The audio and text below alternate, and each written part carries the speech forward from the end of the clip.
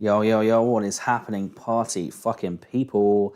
It is me, the Trough, aka Fedora Fluke.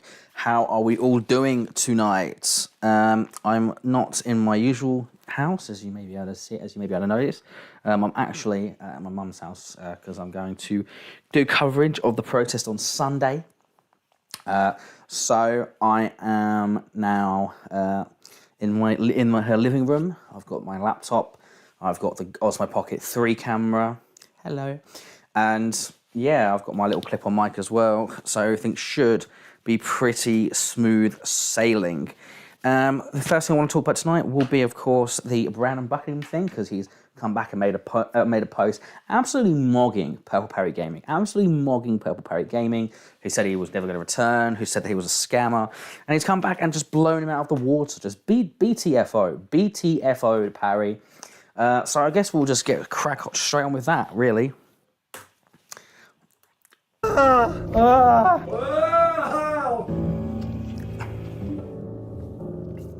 On November 18th, 2025, I woke up in agonizing pain, with my feet swollen, unable to hear anything, and barely able to breathe. My wife called the police, and eventually an ambulance arrived and rushed me to the hospital. Upon my arrival, they told me that my lungs were filling with fluid, as my liver, kidney, and heart were all simultaneously failing. Doctors scrambled for answers, as my family and I prayed to God that I would survive through the night. But how did I get to that point? And what causes a human to have so many health problems appear all at once? Well, let's rewind all the way back to June of 2025, when I was filming a documentary about Kia boys in Detroit, and our car was shot up, with me sitting in the front seat. Yeah, you gotta see. Somebody just blew at us. Oh, go.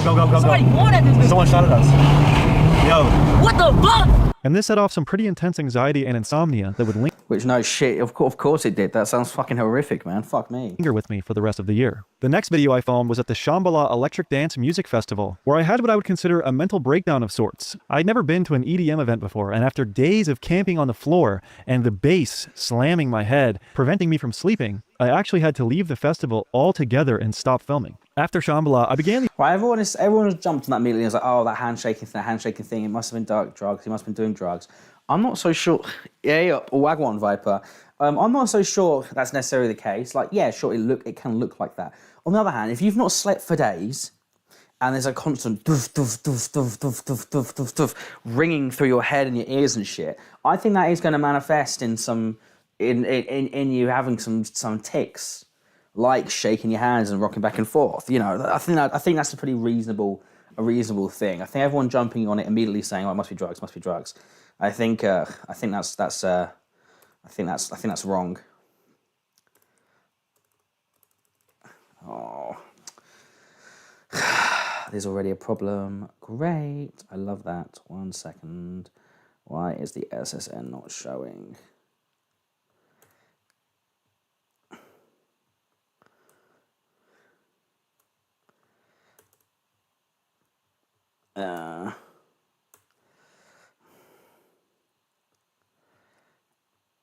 It's active. Yeah, I will be drinking, mate. Fucking hell, I'll be drinking.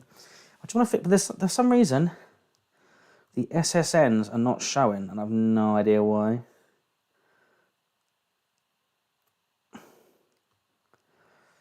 So what the fuck? Why? Well, I'll have to fix that, but I guess I'll just keep playing the video for now. these intermittent periods of vomiting and insomnia where I wouldn't be able to sleep for days, and no matter what I ate, I couldn't keep anything down. You can see a big drop in my social media output after Shambhala towards the start of August. Still film, which resulted in me being pretty off the rails the entire episode. 2 days after the gathering, I flew to Dublin, Ireland to film a multi-day video with Charles Carroll and Eric Hayden. At this time, my health was certainly deteriorating, as I was vomiting most days of this trip to the point where I couldn't even sip a beer without puking. While abroad, I made a post on my Patreon saying, "Boys, my sincerest apologies at the lack of new content in the month of August. I am out sacrificing myself to the ether for your entertainment. I promise plenty of insane extended cuts lie ahead. I have been hustling every day for these videos. I fear I've totally fucked myself. I am not well in any regard and look forward to returning home to recover and edit what I've gotten. Also, today is my brother Kyle's birthday. He was supposed to be 40 this year. I am now 30, and I hope I don't wind up in an early grave like him. He was an incredible person who I deeply miss every day. God bless." So undeniably, as early as August, I knew something was was very wrong with me. I just did not know what it was at the time. And for those that are unaware, my big brother Kyle suffered from a massive heart attack on September 4th, 2019 that ended up taking his life. And ever since that day, I've worried about my own longevity and if I was going to die from a heart attack at 34 or if something was possibly wrong with me that I wasn't aware of. From Ireland, I flew directly to Las Vegas to film with Craig Jones for his jiu-jitsu event called CJI2. I enjoyed my time with Craig and the boys, but something was definitely off with my health. I was having numbness in my hands and feet with intense anxiety, and the once or twice a day vomiting continued. After Vegas, I returned home and continued training wrestling, trying to get my health back in order. A few weeks later, Craig Jones invited me out to Culiacan, Mexico, to visit his Fair Fight charity jiu-jitsu gym, as well as film a potential video about the ongoing cartel war in the Sinaloa territory. During the Mexico trip, I was quite sick to say the least, and it was there that I finally put my foot down and decided that I would explain where my head is at. I have not been feeling okay. This morning I was told my grandmother passed away. I chose going on a film trip this week over seeing her for the last time. Words only do so much to explain this feeling. I'd like to be around for a while, but I fear I may not. Which was pretty dark foreshadowing of what was to come. And on my Patreon, I made a post titled, "I'm sorry guys," which stated, "I wish I had more for you. Feel free to cancel your membership. I am sorry." Which led to over half of my Patreon members understandably unsubscribing and immediately put me in a financial predicament because of how low my profit margins are and how much I rely on Patreon to run this channel. On top of that, the puking had turned into an all-day everyday occurrence where I couldn't sip bone broth or have jello without vomiting, and I was fighting thoughts of just wanting to give up. I tried cold plunges, saunas, IV therapy, numerous medications, no social media, meditation, and nothing could stop my anxiety, insomnia, and constant stomach problems. I dropped weight all the way from 195 pounds down to 165 pounds, and I genuinely began feeling like I might die. It sounds dramatic, but my whole body was cramping, my chest was pounding, I couldn't eat or drink anything, my hands and feet had gone numb, and having exhausted my at-home remedies, I decided I would go to the urgent care for the first time on October 27th. There, I was given an IV of fluid and treated with anxiety medications and Zofran. 2 days later, on October 29th, after 2 days of not sleeping and non-stop vomiting, I returned to the urgent care once more, and they did the same thing. IVs, stomach meds, anxiety meds, and absolutely nothing worked. For the next 8 days, I spent the majority of my time vomiting and getting in and out of the bathtub and shower. It was indescribably brutal. Then, on November 5th, I went to the emergency room begging for help, and they wouldn't give me medicine this time, despite me blacking out and falling in the lobby. They gave me a bag of saline for dehydration and kicked me out the door within 45 minutes. I had no idea what to do. I flew my mom into town, and she took me to a doctor about an hour away who prescribed me buspirone, an anxiety medication, but that really did nothing, unfortunately. The next 10 or 11 days were a blur. My whole body cramping up. I could only sip water and Pedialyte popsicles, and it still would throw that up. My weight had dropped from 165 down to 157, standing at 6'3". And that brings us to the morning of November 18th, when my body finally decided to give out after 79 days of vomiting and what I would describe as suffering. Literally, the only reason I did not die on November 18th. Why the fuck? One thing I do want to say is, why the fuck didn't he go to the doctor beforehand? Like, all this other shit you're doing, you know, all these other alternative medicines and alternative like therapy, physical therapies and stuff. Why don't you just go to an actual fucking doctor for this shit? Why the fuck would you rely on a bunch of fucking hocus pocus gobbledygook nonsense? Was because of my wiener dog named Pumpkin. Let me explain. So that morning at 10 a.m., Pumpkin had a vet appointment to get her anal glands expressed, which apparently is a normal thing for small dogs. And instead of taking her to the appointment, I slept through my alarm because I was unconscious in my bed, close to death. My wife was out of town visiting family, so she called me repeatedly, but I wasn't answering, which is unusual. And she ended up calling the police to do a wellness check on me since the last thing I had texted her the night before was that I felt like I was decomposing. The police showed up, and my roommate Turkey Tom answered the door and led them to my room, where they found me in bed completely. Wait, his roommate is Turkey Tom? I didn't know. Jesus Christ. What the fuck? Dude, that sounds like a fucking sordid fucking place to be living. Holy shit. Your roommate is Turkey Tom? That sounds fucking terrible, man. Ew. My condolences. Also, all the people saying, oh, why did she call the police first? Why, you know, saying that, don't you, if you worry, don't usually call an ambulance. Why would you call the police? That makes no sense. Well, there you go. He explained why, because she didn't know what was happening. And a wellness check is very different to just straight away calling a paramedic because you don't know if there's anything wrong with them. Yeah, in theory.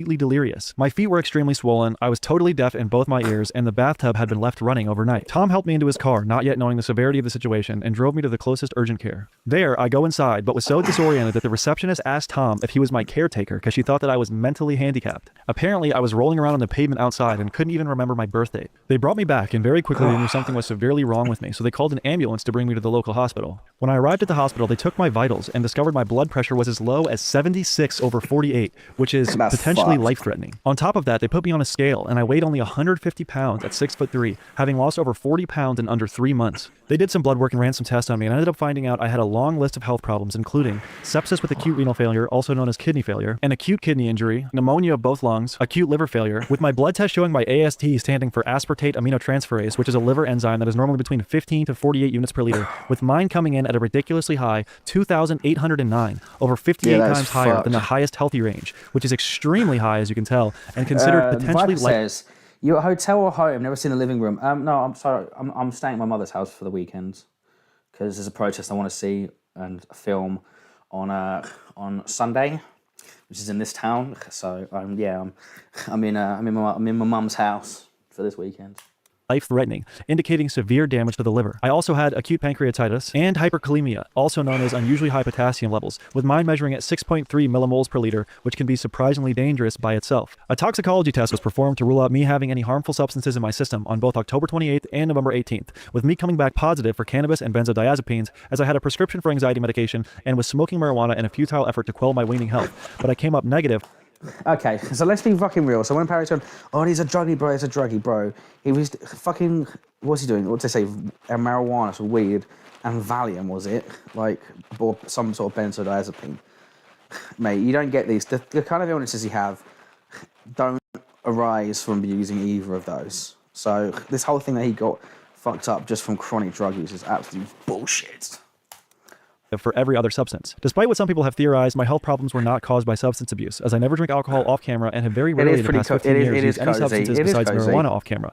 I think my willingness to be transparent and show myself in inebriated states in my videos has led to people falsely believing I'm actively in a state of addiction, which is understandable, but I do think it's important to clarify this. I also want to say, if I was struggling with addiction, I would have no problem admitting it to my audience and being honest, as I feel being truthful is one of the first steps to recovery. After discovering my laundry list of ailments, the hospital I was at decided I needed to get to an intensive care unit since I was near death. They didn't have one in their facility, so they began looking to transfer me to one nearby, but unfortunately, all of the ICUs in Plano, Fort Worth, and Dallas were full, resulting in me waiting in a state of purgatory until around midnight when an ambulance transferred me 2 hours away to a hospital in Dallas, Texas. Upon arrival, I learned that they still had no room for me, so I had to stay overnight in the hallway of the emergency room, completely disoriented, vomiting, unable to hear, and struggling to breathe. It was at this hospital the doctors learned of my trip to Culiacan, Mexico, and after seeing me cough up blood, theorized I may have tuberculosis. My lungs also had lesions as well as fluid in them, which the doctor described as cavitary pneumonia, which is a severe lung infection where tissue dies and liquefies, forming gas-filled cavities, often seen on imaging as thick-walled pockets within the lung. Apparently, it was visible on the left side of my x-ray, although my untrained eye can barely tell. On the morning of November 19th, I got into the ICU and started getting proper treatment.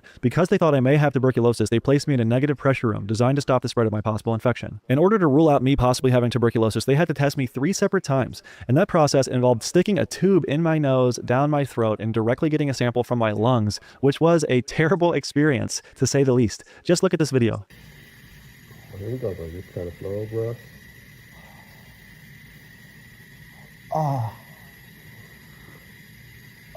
Oh my god, fucking hell. There you go. There you go.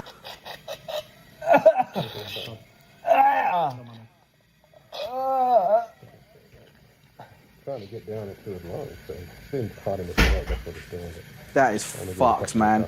Jesus fucking Christ. Dude. And I guess it's got to be done. Clearly, I isn't it? didn't enjoy That's those horrible. tests, but as I waited for my tuberculosis results, I found out some truly horrible news. After performing an echocardiogram on me, doctors discovered my ejection fraction, which is the percentage of blood pumping out of your heart's main pumping chamber, was only 15 to 20%, meaning that I was suffering from acute systolic heart failure. At this point in my hospitalization, I am absolutely panicking about the medical bills I would be accruing the longer I stay. I didn't have health insurance, and including my urgent care visits, ambulance rides, and now this indefinite stay in the ICU, I knew I would be looking at hundreds of thousands of dollars of medical bills. So in my desperation, I repeatedly pled with the doctors to let me leave the hospital and go home, and they kept responding that if I left the hospital, I would die. I even whipped out my phone to catch one of these moments on camera. Why are you saying if I leave, I'm going to die?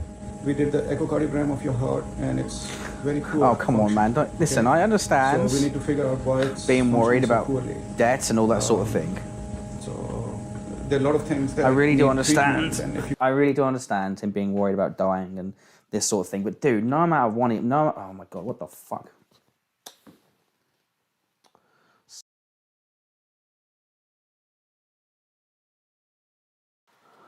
Okay, there we go. Health man, you know what I mean? Oh, the camera's fucking, Jesus Christ, it's all going wrong tonight. It's all going wrong. But no amount of money is worth dying over, you know what I mean? Like, just, it sucks, it's very expensive, but just you just got to just deal with the bills, man. I understand that you're worried and shit, but like...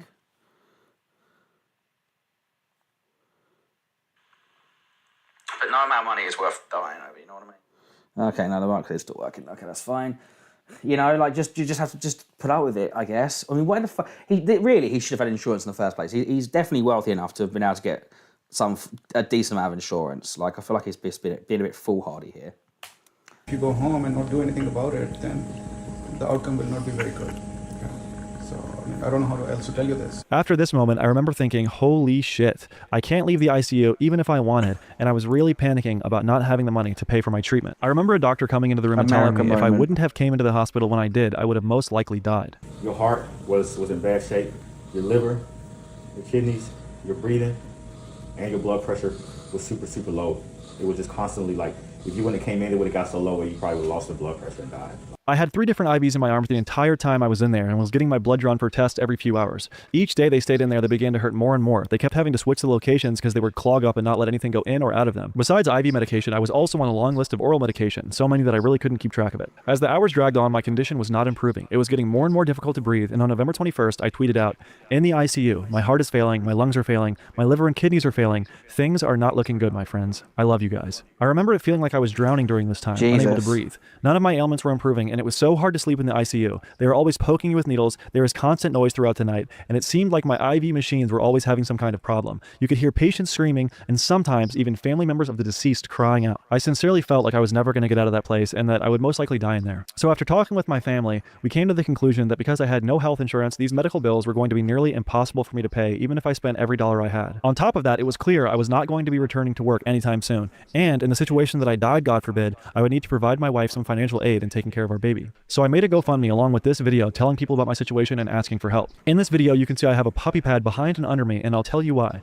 I was so sick with my organs failing, I wasn't really able to get up or control my bowels, and on top of that, I was vomiting profusely. So I was intermittently pissing, shitting, and vomiting on myself like a caged animal. Hell. I was literally wearing diapers and being changed by a nurse. It was so brutal, but thankfully, one product genuinely helped. Who is this guy? I never heard of him. It's Brandon Buckingham. He does like he's roommates with Turkey Tom. If you know who Turkey Tom is, he does like sort of like just like I guess mini documentaries, like going to like rave and EDM festivals and like you know rough places in America and just a whole bunch of things. You know, he's like a vlogger. Sponsor of today's video, Dude Wipes. New year, new cheeks. Your butt called, and its resolution is to finally level up.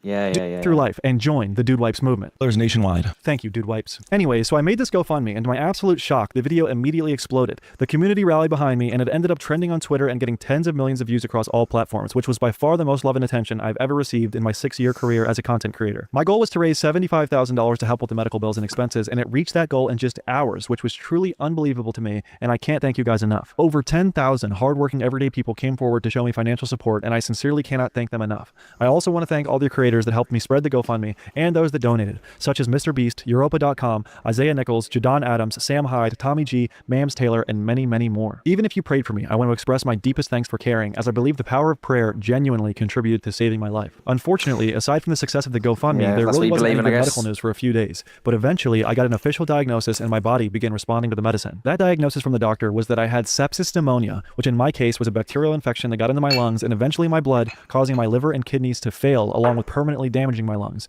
And that was coupled with Coxsackie virus type B, which more commonly causes hand, foot, and mouth disease, but in my rare situation, it caused me to go into heart failure. Eventually, the tuberculosis results came back, and I was deemed negative for TB. Nice curtains. Hello, Miss Chief. Good to see you. Yeah, they're my mum's curtains. I couldn't have as nice curtains as these.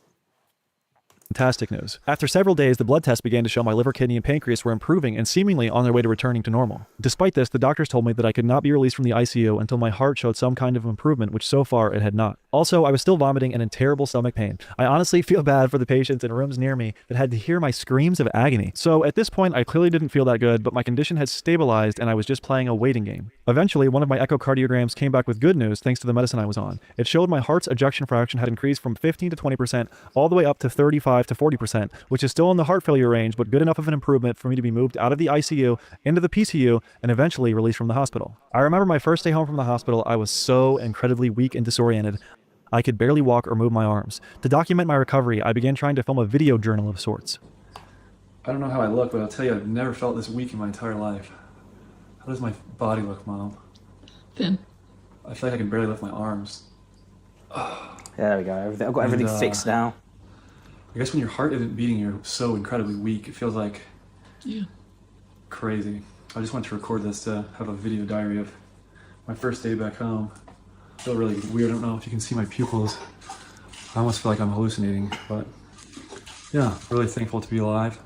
How do you feel, Mom? I'm very thankful that you're here, buddy. Very thankful. Got a beautiful daughter. And I know you can get better. I feel really weird. That's okay. All right. All right. You probably feel awkward recording this. I'll stop. Just stop. All right. I had grown so weak I couldn't even pick up a pillow or unscrew a water bottle. My arms and hands were super bruised, but the good news is that I stopped wearing diapers at this time. The bad part about that was walking to the bathroom felt like I was running a mile and would leave me completely exhausted. Since my heart was still failing, my vision was blurred almost like I had double vision. I was dizzy throughout the day, and doing any household task was exhausting and disorienting. All I could really do was eat and sleep, but every time I would sleep, I would wake up freezing cold, covered in sweat like I had gotten in the shower. So this is my sweatshirt after one of my night terrors. Fucking totally hell. drenched in sweat. Drenched. It's like the deepest. Oh, we got the same headphones. Literally the same headphones. It has been by far the worst night sweats and tears I've ever experienced. With less medication and no nurses on call 24/7 to make sure I wasn't dying, I began to feel like things were getting worse and worse each day I was out of the hospital. Every day was filled with anxiety, paranoia, heart palpitations, exhaustion, and night terrors. Just woke up another night back home. Fuck me, he looks awful, man. Proper fucking on deck. Looks like. I mean, he looks better than he did before, but he still doesn't look good, does he? Feels so horrible. I just cannot do anything without being exhausted. And every time I sleep, I'm just covered in sweat and freaking out. I don't know if you can see the sweat. Talking to my family the days following my release from the hospital, we realized I had lost a significant portion of my memory, and some of my update videos were completely incoherent. So we decided while I focus on recovery, it was best that I stopped doing the video journal thing and actually stop using my phone altogether, with this recording being the last thing I recorded until now. I'm gonna check my weight right now, you guys, because last time I checked it, I was 145 pounds, and I think I've gained some weight in the past week or two. Jesus Christ, he looks like the fucking Walking Dead. Here.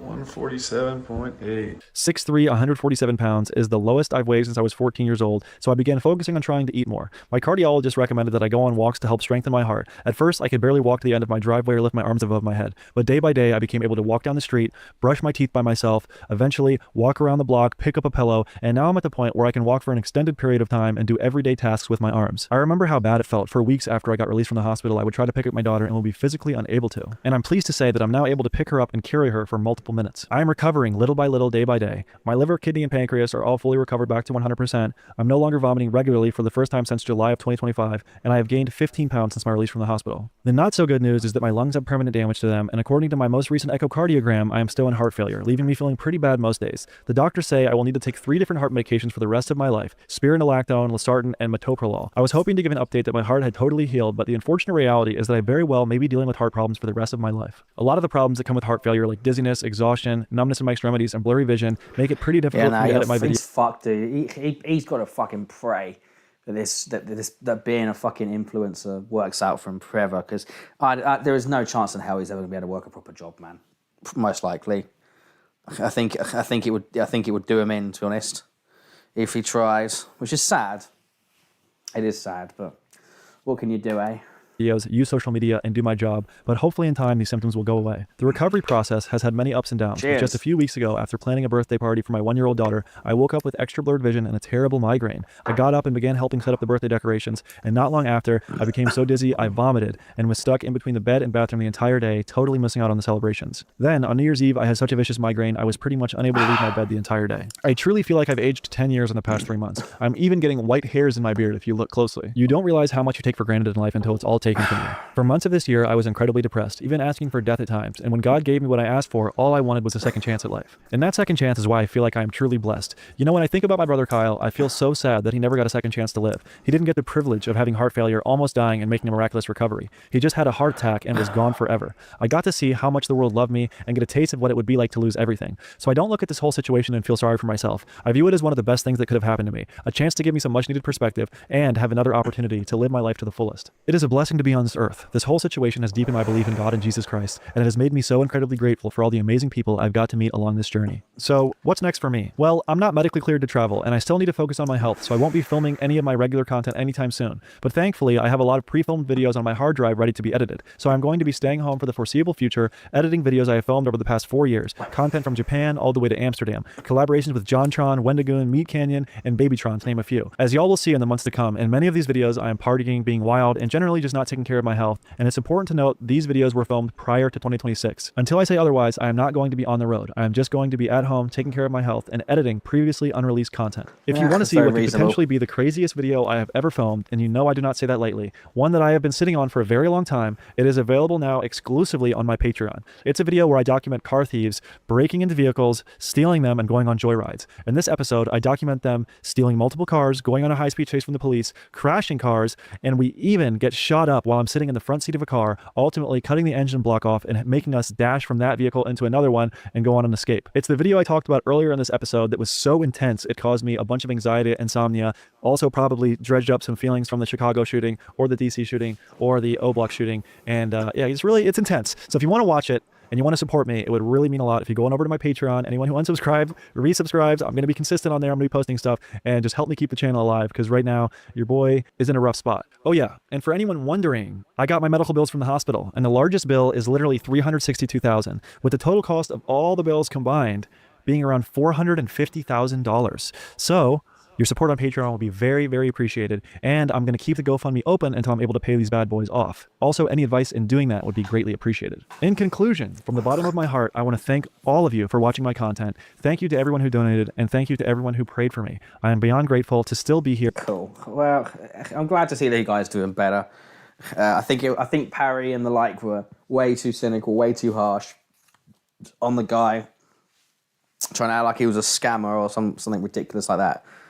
I think that was just insane, to be honest. Anyway, now we'll do the next video, then I don't know. It might be a short stream tonight, as I'll be honest. It's fucking very uncomfortable sitting like this in here. And I'm actually quite tired already. But the next thing is a Firebat. The Firebat has burnt the Marychu bridge. Purple Parry from showing up in my live streams and from basically interacting with me at this Purple Parry from showing. Let me see if it's this one really quickly. Anywho, I hope everyone's having a fantastic day. I'm giving you a little bit of an update. So yesterday I figured out how to get rid of Purple Parry from showing up in my live streams and from basically interacting with me at this point. So they won't be able to do a live stream with my guests anymore, which is great. I don't have to deal with that loser anymore. And then I took the liberty of removing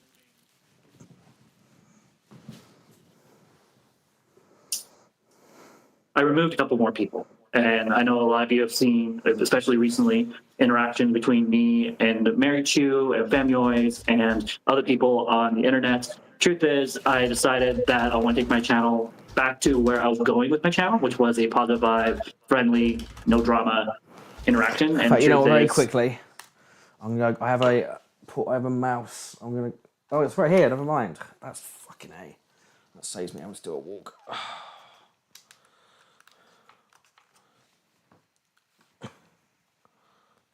There it is. Alright, sweet. So now I should be able to sit back like this. Yeah. At some point down the line, I allowed myself to believe that the only way I'm going to grow is by basically being an asshole and encouraging drama and all that stuff on the internet. And one of my fans messaged me last night, and they were like, hey, I don't care. At this point, I'm going to be blocking trolls left and right whenever you're live streaming. And I'm going to do it because I care about your channel, and I want to help you have authentic people. Truth is, I'm just going to be honest, I do not hate Marychu. I actually think she's a decent human being. I just don't approve her channel. I don't approve how she goes about things. I don't think I just every time I watch her. It's a bit of a harsh criticism from the guy that basically caused all of this drama every single time by acting like a complete fucking dick. To then be like, oh, I don't approve of Marychu and her coverage. It's like, brother, you brought this upon yourself, man. Her content, especially when she talks about me, I have conflicting feelings. One feeling is going, wow, I really like Marychu. She's a great content creator, and I like how she came on and on my live stream to make sure I was okay, because I was going through something a couple days ago. But then there's this other side of her that I don't like, which is she goes into my content and there's a little hint of judgment in there. And like every time I hear her do that, it hurts to see her do that. There's a hint of what? A little hint of judgment in there. And what is that hint word? of judgment. What is he saying? Which is she goes into my content and there's a little hint of judgment in there. And like every time I hear her do Judgment, maybe? that, it hurts. Yeah. I mean, listen, I understand if you're someone that you need people to affirm you, you don't like criticism. That's fair enough. I think unfortunately, Mischief says, you can't blame Mary for everyone that watches. Yeah, exactly. And to be honest, like, you know, it's only really ever since Mary, and then I guess to a certain extent Parry started covering Firebat, that people actually really like consistently watch the channel. Because let's be honest, other than that, it's kind of like a who cares a lot of the time, you know?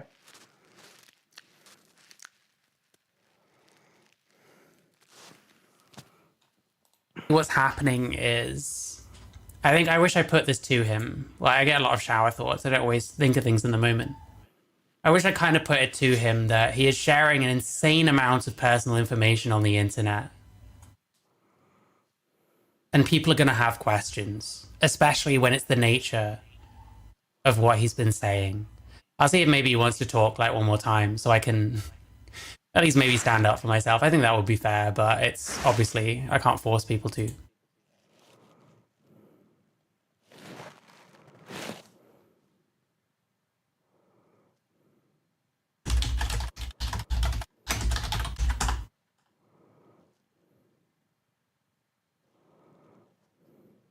But yeah, like, you're gonna get the Purple Parries and all the other people that call in asking you questions about all this stuff because you keep talking about it.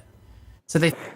That is the thing. As much as I have my problems with, as much as I have my problems with Parry and stuff, like, at the end of the day, like, you can't just consistently and constantly talk about your absolute like worst traits and worst moments and all your stupid personal things you do, and then not expect to get A-log for it. Like, let's be real. Like, you know, if you want your channel to return to just being this bastion of wholesomeness, then you need to just shut up about it. But I don't think that Firebat has it in themselves to be able to, you know, not give in to the hate. You know, they seem like the sort of person that thrives off being a lolcat almost. Like, they have to keep indulging it. They have to keep responding. They have to keep, you know, trying to fight back, quote unquote.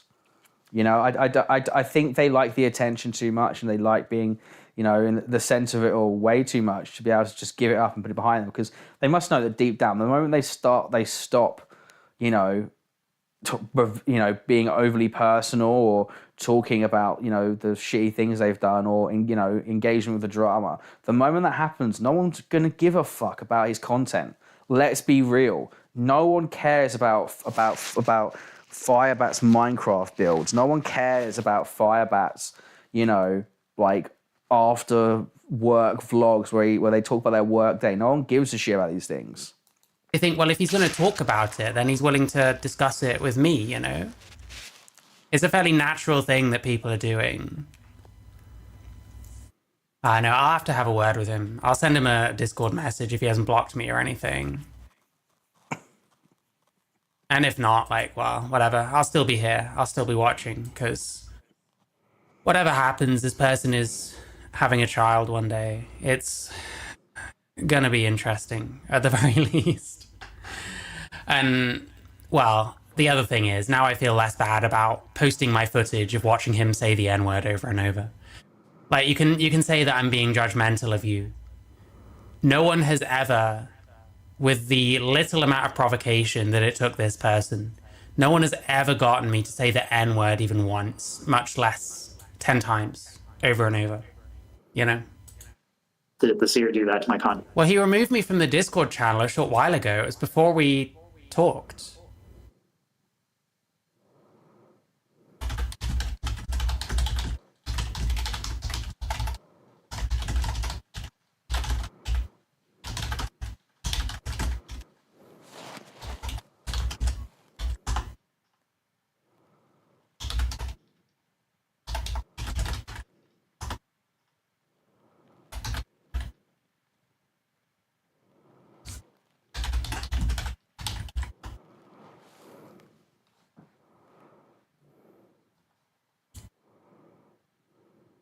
Like that. And she's someone that I would consider a friend, I guess. Oof. Listen, I'm the one. Fuck me, dude. I'm the one.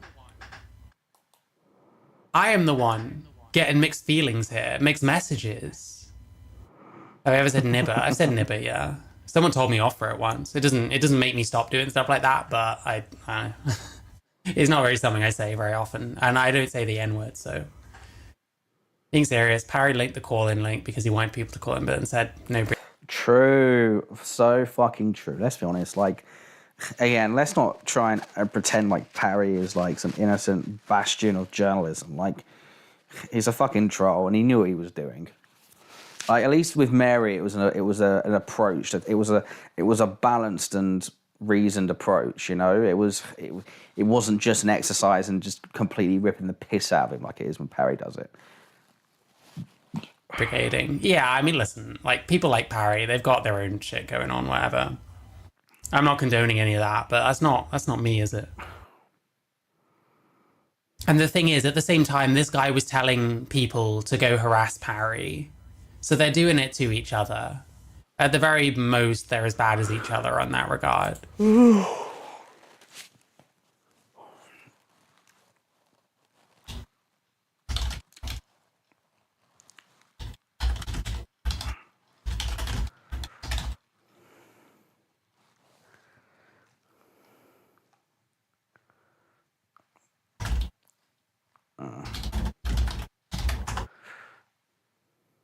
Anyway. It was a bit too far. Yeah, that's fair enough to say. I've already asked her in the past to dial back on making my content a little bit, just dial back a little bit if she could. Dude, it's fair enough, and I kind of did. But you Yeah, exactly. Like, shouted the N-word at someone. Yeah, exactly. You shouted the N-word 7 times at somebody after getting a fucking rage baited on your own live, not as a guest on somebody else's, but on your own live stream. Like, who the fuck is not going to make content about that? Let's be fucking real. You know, if it wasn't for the fact that everyone else has already covered it, you know, I probably would have made a fucking video about it. I was tempted to. I mean, holy shit, like, what the fuck did you think you were doing? You shouted the N-word like 10 times in a row. What do you expect me to do, bro? What do you expect? She clearly doesn't care. And when people violate boundaries like that over and over and over again, and they just do whatever they want, truth is, I'm done. So she's done. Oh, I'm done. I'm done. Okay. Has he blocked me then? Am I blocked?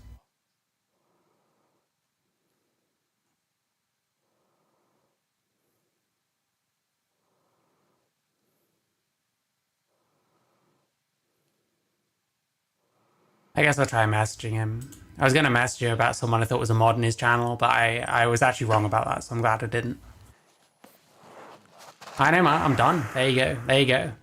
Bridge burned, I guess. Bridge burnt. Truth is, I like hanging out with people, and I like making content that's kind and loving and funny and enjoying just hanging out with. To be fair, that's kind of the end of that, really. Now the other thing I wanted to just focus on, there's this fucking weird video that they uploaded, Firebat, called Viola's Journey as a Sissy, which has hashtag sissy, hashtag feminization, hashtag chastity. And I'll be honest with you, like, I'll be fully transparent, I haven't watched this yet, but like, just from the title alone, it's been theorized that Firebat's not really like fully trans or whatever. Like, it's more of just like a fetish thing. And I'll be honest with you, if this video is exactly the way I think it's gonna go, I think I'm starting to think that myself.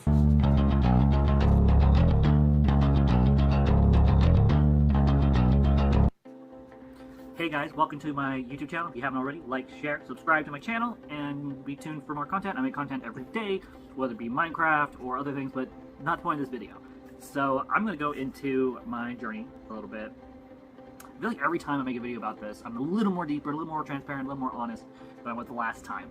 And so I'm not going to be talking about my faith. I'm not going to be talking about my marriage per se. I'm just...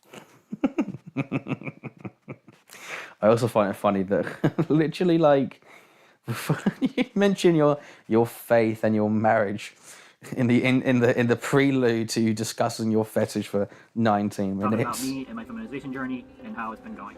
So I've been asked a lot of questions, and one of the biggest questions I've been asked is, did porn turn you into a trans woman? Yeah, this is going exactly how I thought it was going to go. Bottom line is, no, it didn't.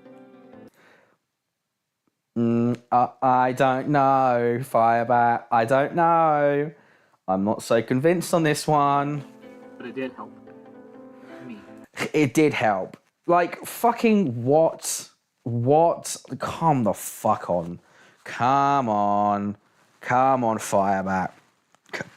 Let's be fucking real here. Accept myself and my sexuality and my preferences. And, you know, I'm a lot happier. Seriously, I'm a lot happier. So, a little bit about You don't see me, I'll be honest with you. me is I have always been a feminine person. I've never been very romantic with women.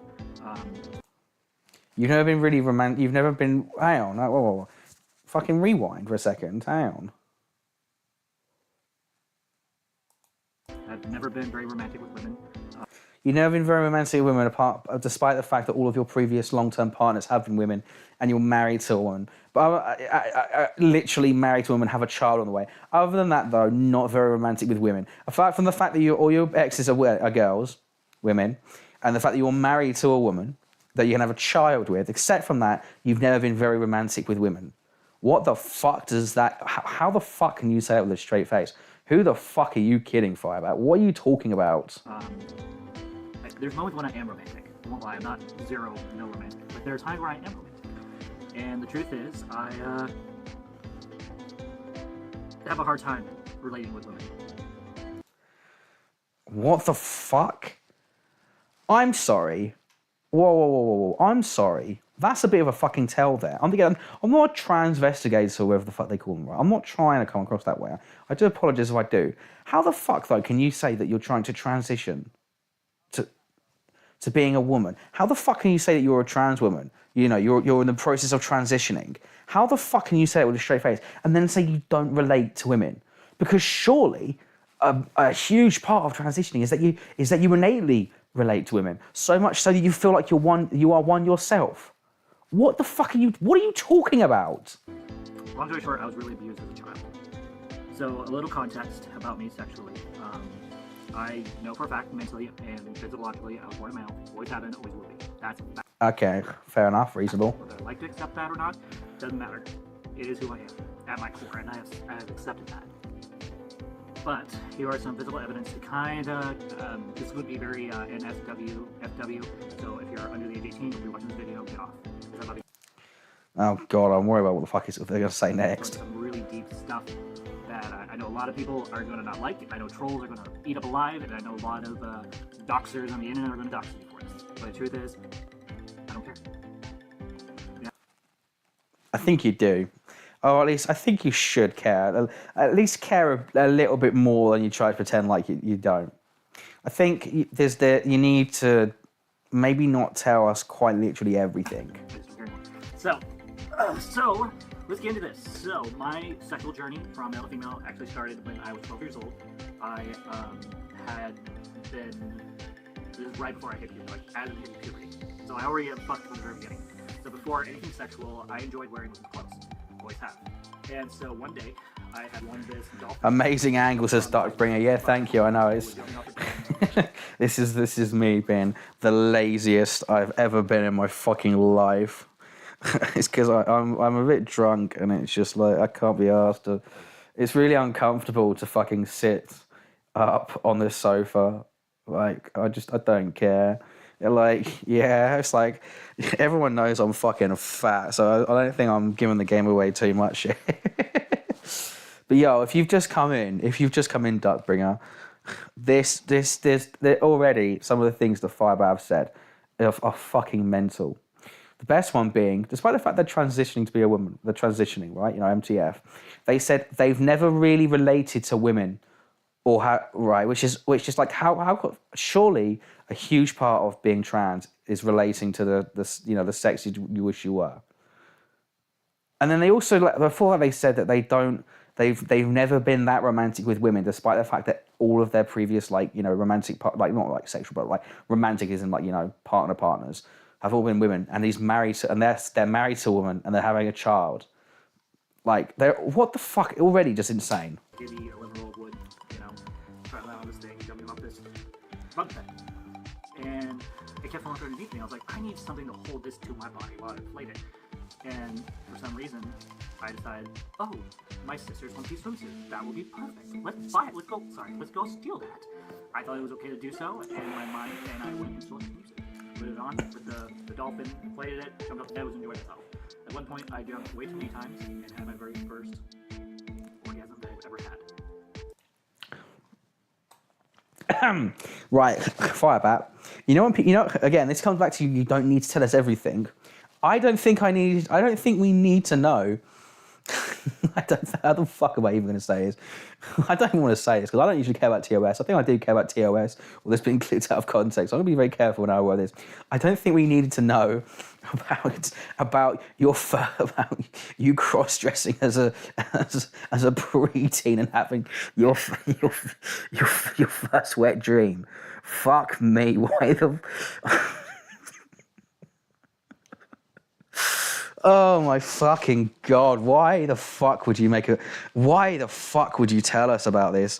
And yeah, by the way, yeah, Duckbringer, they're 100% narcissistic, narcissistic as fuck. Also, I need to put this phone on charge. Well, I'll do that in a second. That's mental, Firebat. Let me tell you, that was scary. Oh my, yeah, okay, fair enough. I remember going to my foster father, I'm like, I'm dying, there's white stuff everywhere, I'm dying, and he's like, no.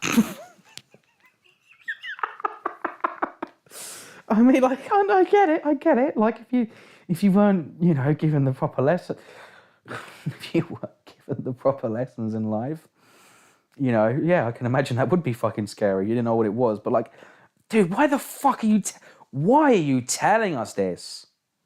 Good God. No, it's just, seeing it. And I was like, what the heck? What the heck? And then I realized... Yo, what is up, Will? Welcome. Let's have a quick drink for the Will man, and for Duckbringer as well. Hopefully, yeah, the camera does follow me. I need to put this phone on charge as whoa. Ah, there you go. Whoa. And realized I really like that. So the first 3 or 4 years of my puberty, I never ranked. Duckbringer says, this person locally reminds me of my ex, the DV one, and it's creep. Oh, actually, well, let's pause the video first. Duckbringer says, this person reminds me locally of my ex, the DV one, it's creepy. Some people think talking in a HR-friendly tone means they can't possibly be the problem. True. Exactly. Like, they definitely, Firebat definitely deploys that tactic all the fucking time. Like, they say very horrible things, but because they don't, like, scream at them while saying it, they think they can get away with it. And yeah, cheers to you two. I'm having some vodka, some artesian JJ Whitley vodka. Cheers, Duckbringer, and cheers, Will.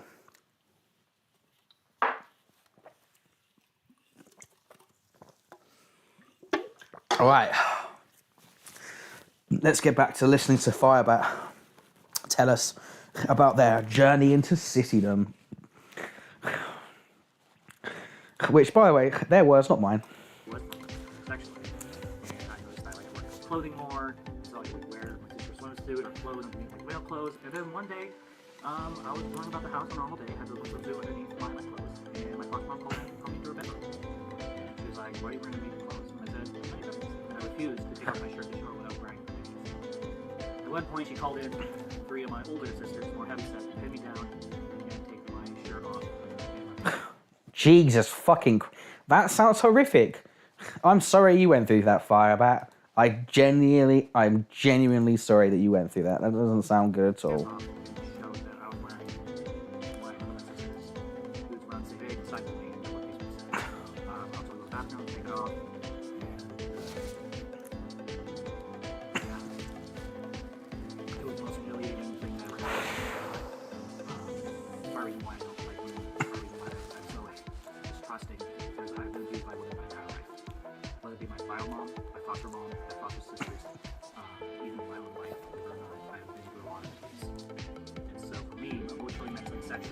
I know I'm the range.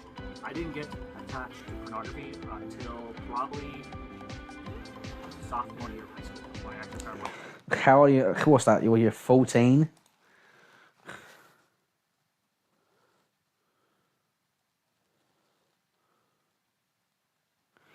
That brings us back a bit later. I gotta go back to Rush finishing Berserk with my friend.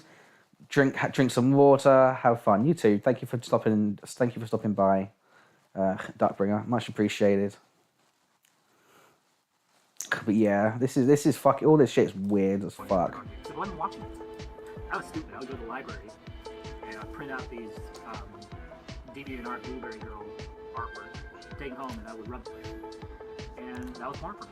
I didn't have access to a smartphone or a computer unless I was at school or at the public library, and it was artsy enough that at first glance people would just look at it and go, "Oh, it's an art piece of a blue woman waving into a giant blueberry with boobs." But if you really looked into it, you could tell that was porn at first glance. And I remember I would be so paranoid. I did everything I could to get these images, and I would masturbate to them.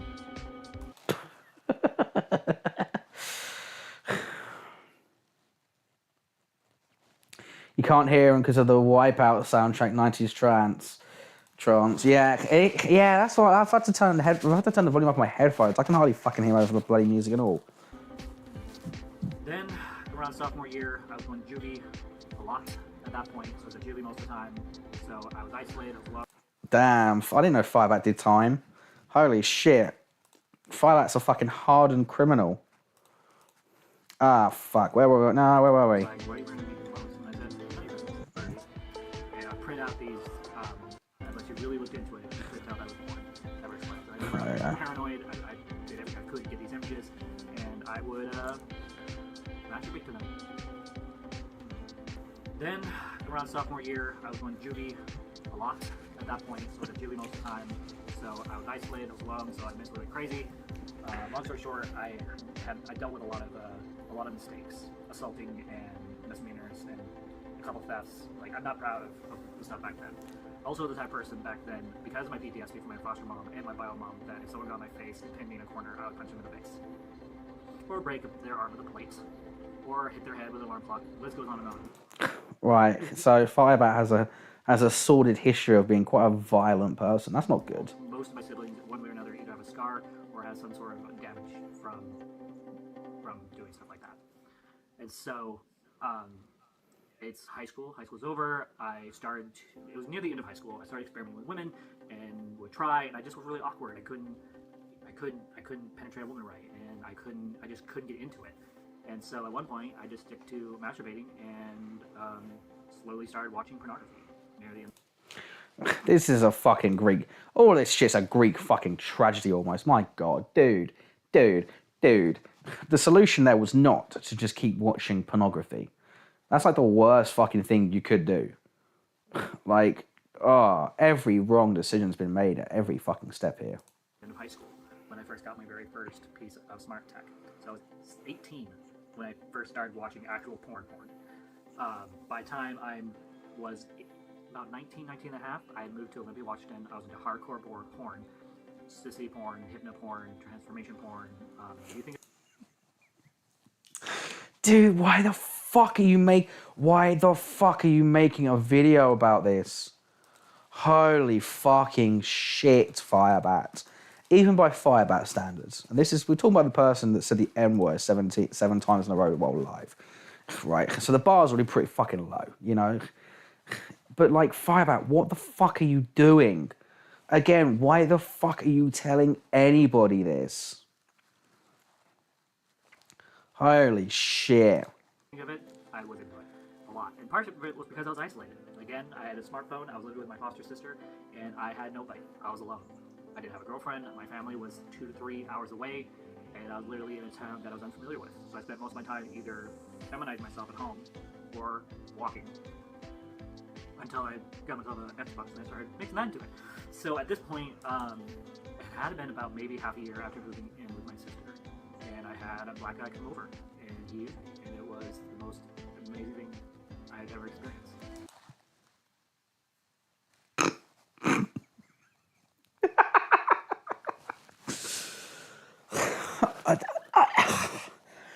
Listen, I don't want to kink shame.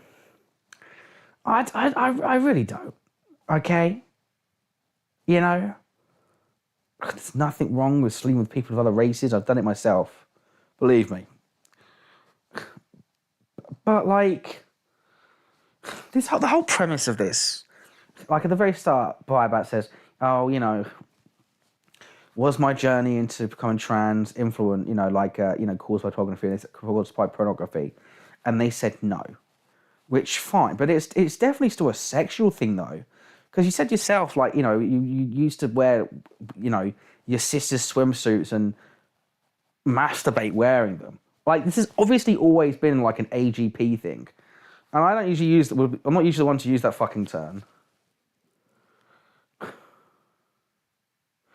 Mary says, still wondering if I should try and get more appearances on from the court appearances. Most recent was March last year. I sent the information request for the most recent one, or the second most recent one.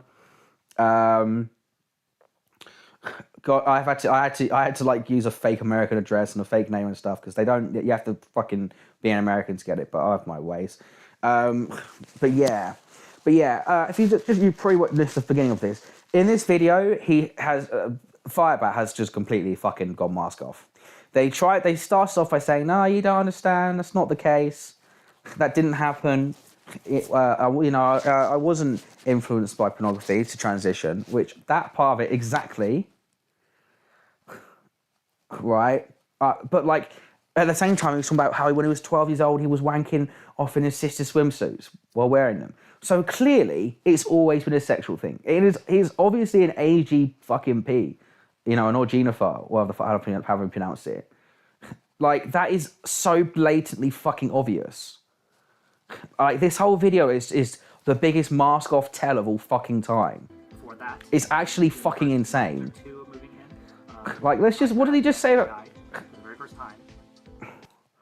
rewind by a few seconds. And I had a black guy come over, and it was the most amazing thing I had ever experienced. Before that, within the first... And the thing is, it's so fucking stereotypical. It's so fucking stereotypical.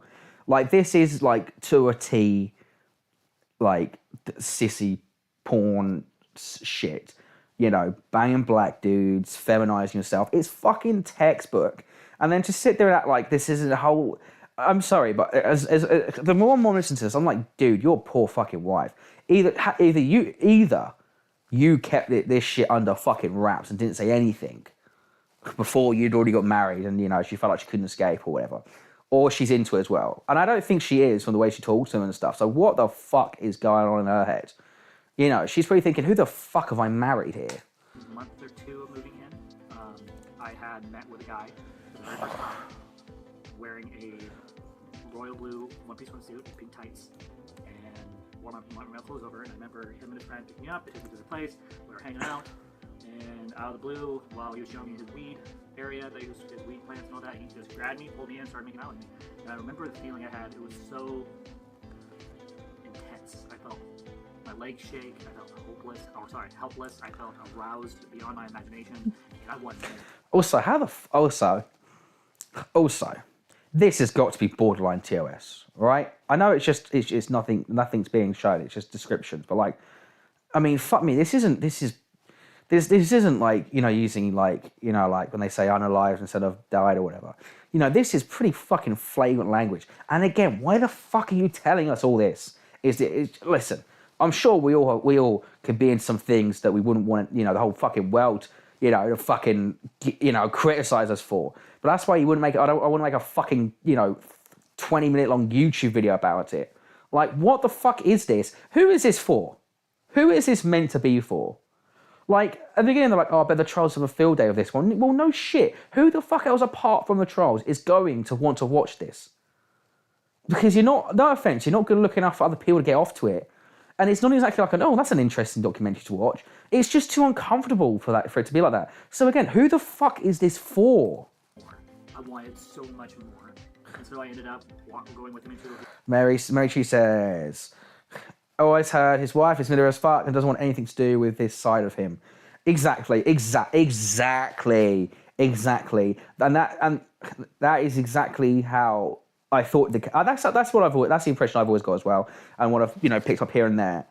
So like, just Jesus Christ, because again, not trying to sound like a dick here, right? But I've always had the feeling that this was mainly a sexual thing for Firebat, and now it's almost like by them being like, you know, full-time vile or whatever, it feels like they're just trying to live their sexual fantasy out 24/7, which I think is a fucked up thing to spring on somebody you've married, have a child on the way with. His trailer house thingy, and we did the thing. And I still remember him caressing my body, grabbing me in certain ways on my body. It just felt really, really, really good to just submit to someone like that and just let myself go.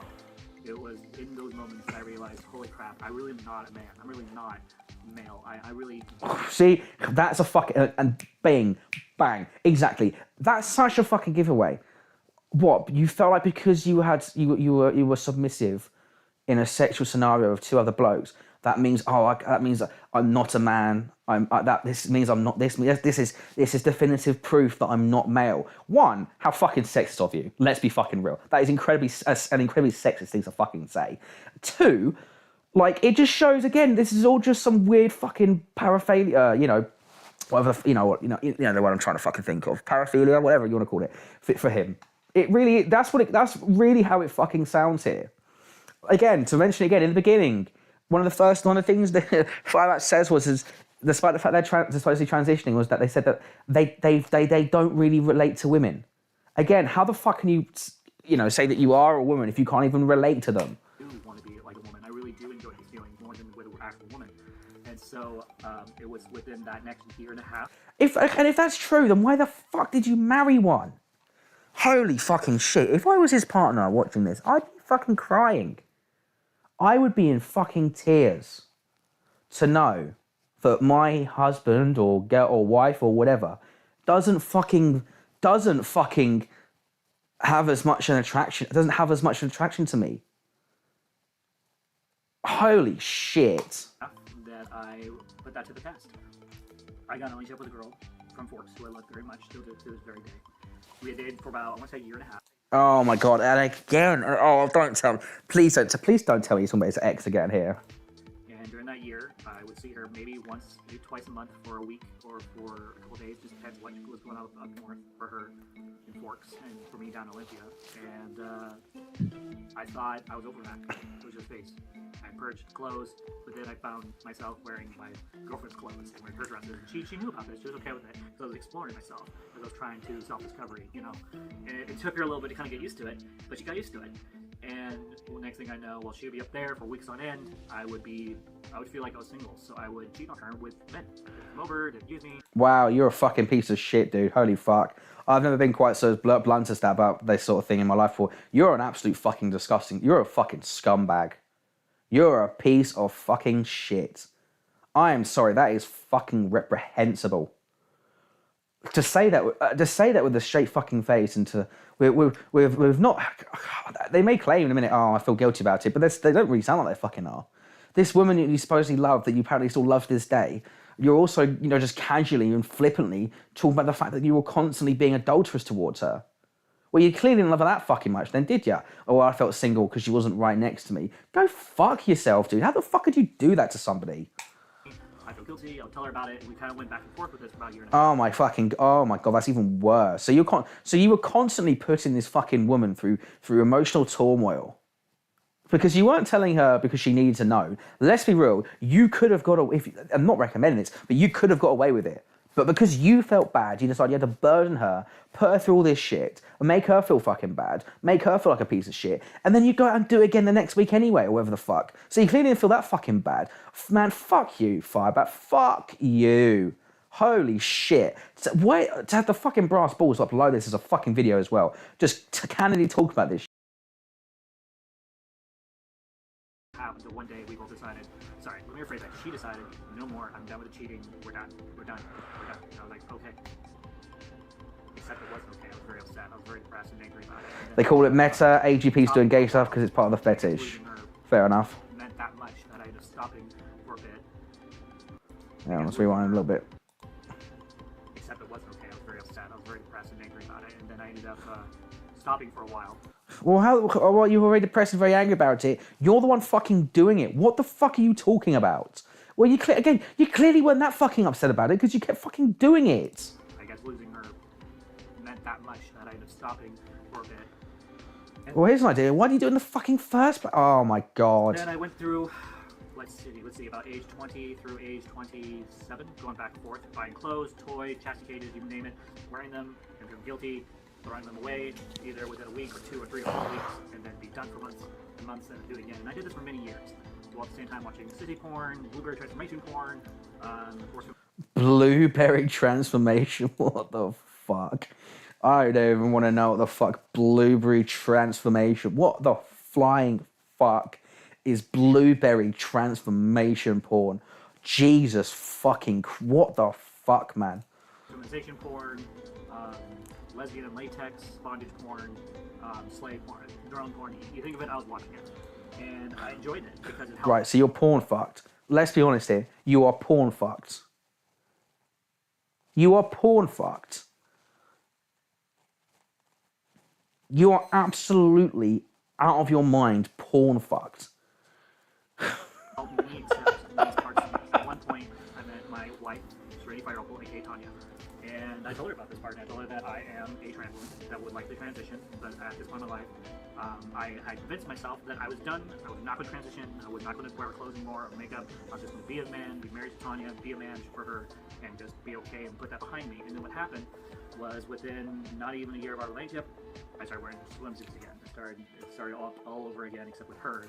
Wow, so yeah, you did do that. You did it. So this whole fucking thing of, oh, I think I might transition. I don't believe that. I'm sorry. I know you should take things in face value when you have no other evidence to say otherwise. But I'm just gonna go on a fucking limb and say that bullshit. Bullshit, you fucking tell her. Especially when you said that for the first year of the relationship, you basically hid it. You didn't indulge in your side of that. So she probably thought, oh, okay, you know, you're just a normal fucking bloke, and then you fucking pull this shit. Go fuck yourself. Wow, that is literally. When I was saying this shit earlier, I was like, this is our worst case scenario. He sprung us upon her like that, and that's literally what Firebat did. What the fuck?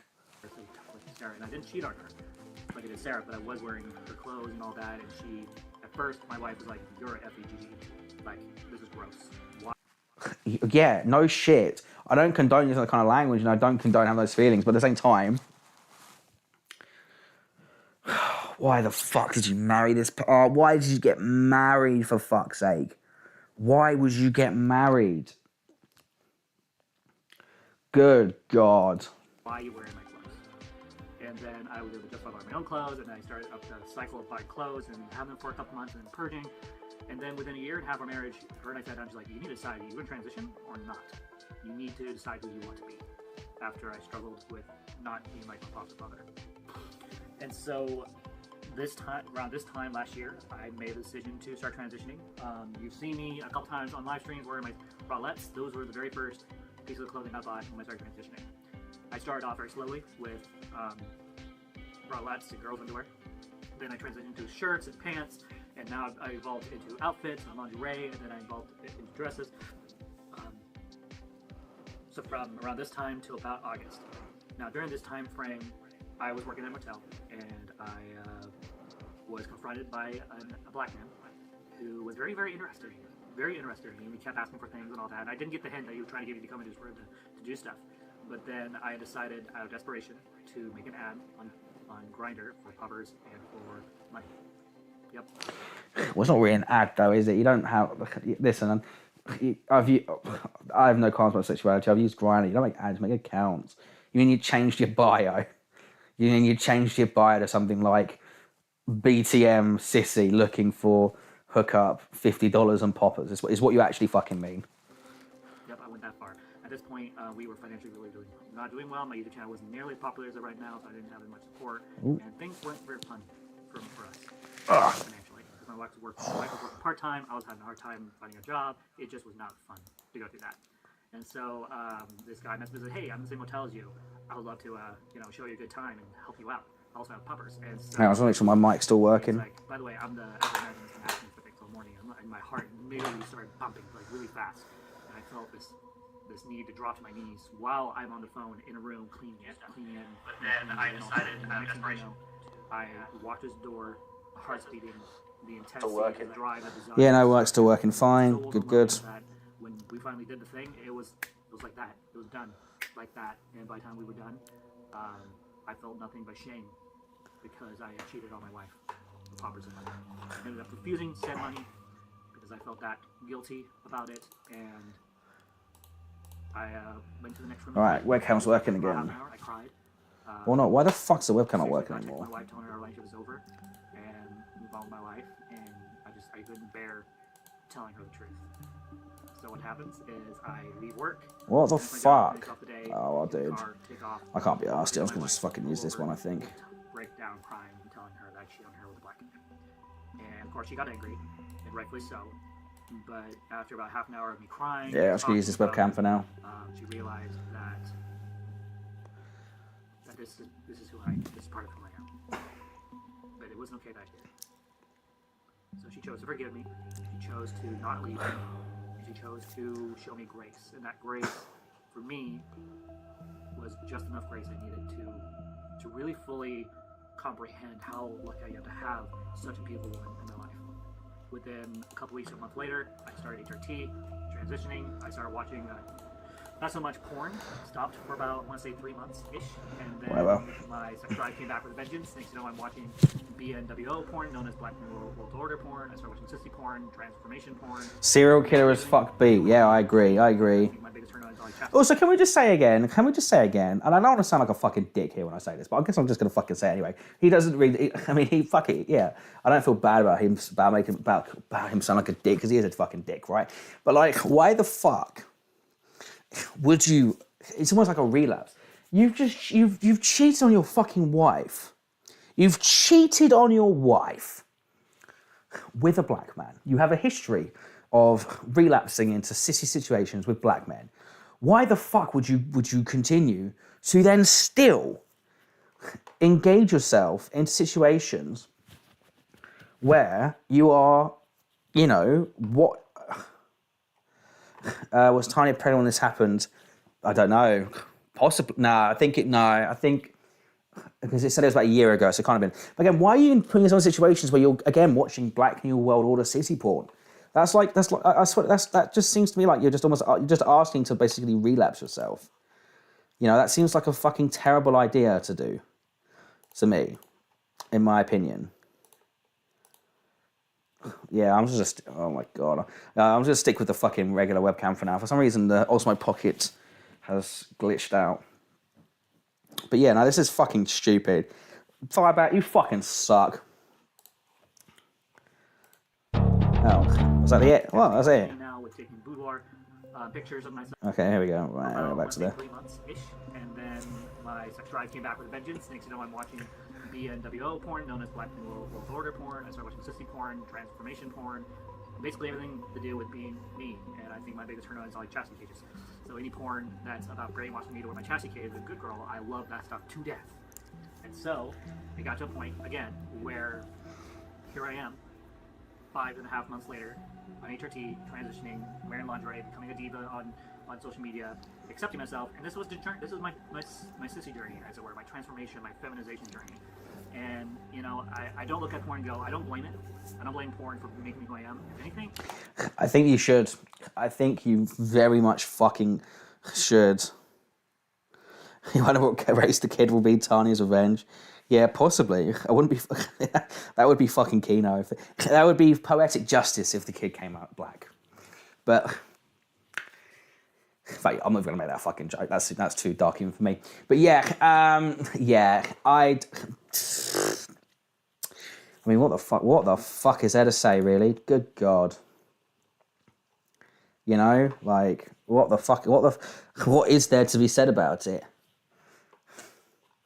Not much, really, is there?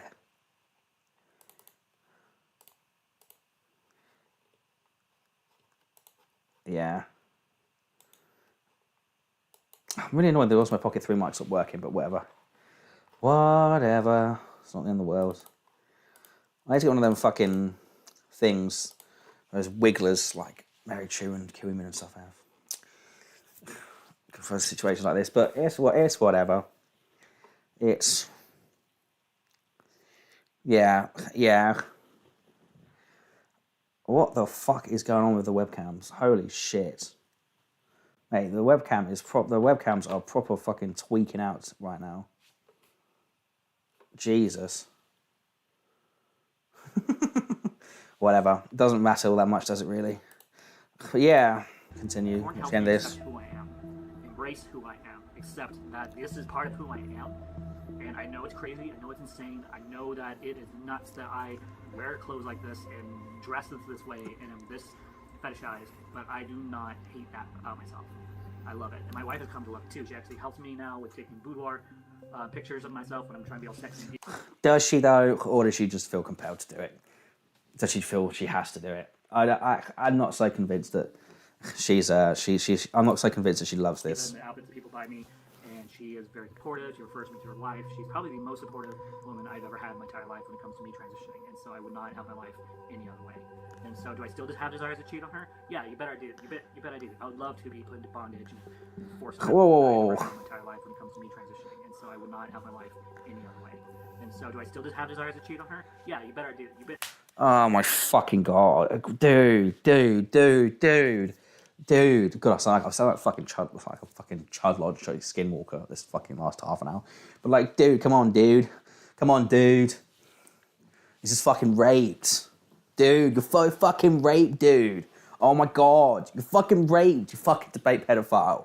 No, but fucking, like, let's just replay that one more time. Just let that sink in. She refers me to her life. She's probably the most supportive woman I've ever had in my entire life when it comes to me transitioning. And so I would not have my life any other way. And so, do I still just have desires to cheat on her? Yeah, you bet I do. You bet I do. I would love to be put into bondage and forced feminized and, get into all the kinky shit that is surrounding being a sissy and trans and all that. And I would love to be over-sexualized. That's just who I am. And so I've learned to accept this part of me, embrace it, and I've learned that I shouldn't feel disgusted or ashamed that this is part of my journey. And I think you should feel ashamed though that you still have an active desire to cheat on your wife, you fucking piece of shit. What the actual fuck? Well, that was epic. I don't know about you guys, but that was fucking epic. Is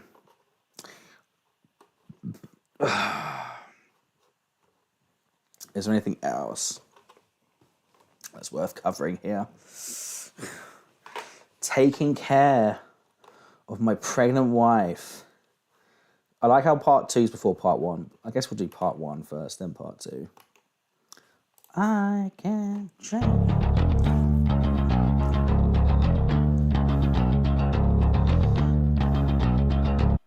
Hey there, Firebat family. How you guys doing? And if you're new, like, share, subscribe. So, I know the last, 5 or 10 minutes-ish of my live stream is kind of confusing. Probably wondering what the heck was going on. What the fuck is going on with my fucking... What is going on with the webcam right now? It's actually fucking losing its goddamn mind.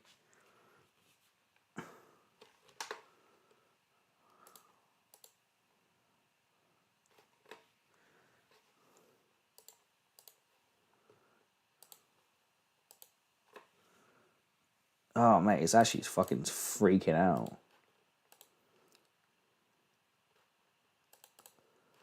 Whatever. You just have to put up with a fucking glitchy as fuck camera, I guess. Call it part of the fucking charm. I'm gonna quickly grab a can of Fanta. Trough glitchier than Brandon Wu's face. And I hope it sounds okay. The audio should be okay.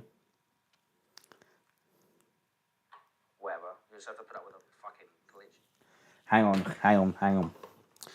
We can use. I'm gonna have to use my wiggler, I think. 1 second. If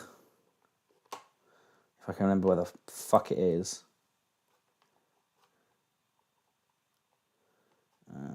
There we go.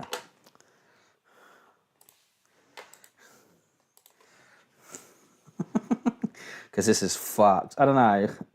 I will try the wiggler for a second, and then we'll see how it goes, I guess. I sound fine. Okay. All right, 1 second. Let me just add the image.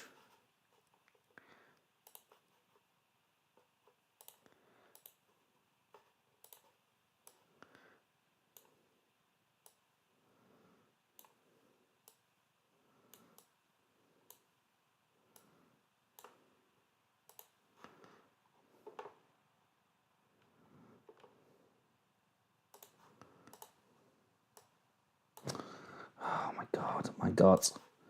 Okay. Yeah, there we go. Right, we're gonna have to use this for now because the fucking webcam is absolutely fucked. I still haven't properly made my wiggler yet, but we're gonna have to use this for the moment. And I'll only turn the webcam on when I'm having a drink, I guess. I guess there's one more thing I can try. 1 second. This isn't good radio, as my dad would say. This isn't good radio. So, this morning started out fine, and then at some point, at the beginning of my live stream that I did this morning, Tiny was suddenly getting really agitated, and it was clear that something was going on. No, so it's not working. Some space, I never go to the store. No. I heard women love doing that, going shopping, and all that. Relieve stress, and so I thought, have her do that, right? She comes back. She's fine at first, and then she starts falling apart, crying and everything, and I'm like, crap, I'm in a live stream. I don't want to be a dick and just leave the live stream, because honestly, I didn't want to give the trolls more hate on me. And so I was like, I'm going to try love on her, and then she started raising her voice at me. I was like, I'm bouncing. So I went down the hole. Which, as those that watched the Marychu stream earlier, well, no, it's a very charitable way to say I was a dick that antagonised my wife for half an hour and then got surprised when she had a fucking mental breakdown and then absconded to avoid personal responsibility. You fucking piece of shit. Shut the fuck up, man. I actually hate this. I actually have a very strong dislike for the Firebat. At first, I thought they were just a lolcat. Now I think they're just genuinely a fucking arsehole. I'll be 2 seconds. I'm just quickly grab a can of Fanta.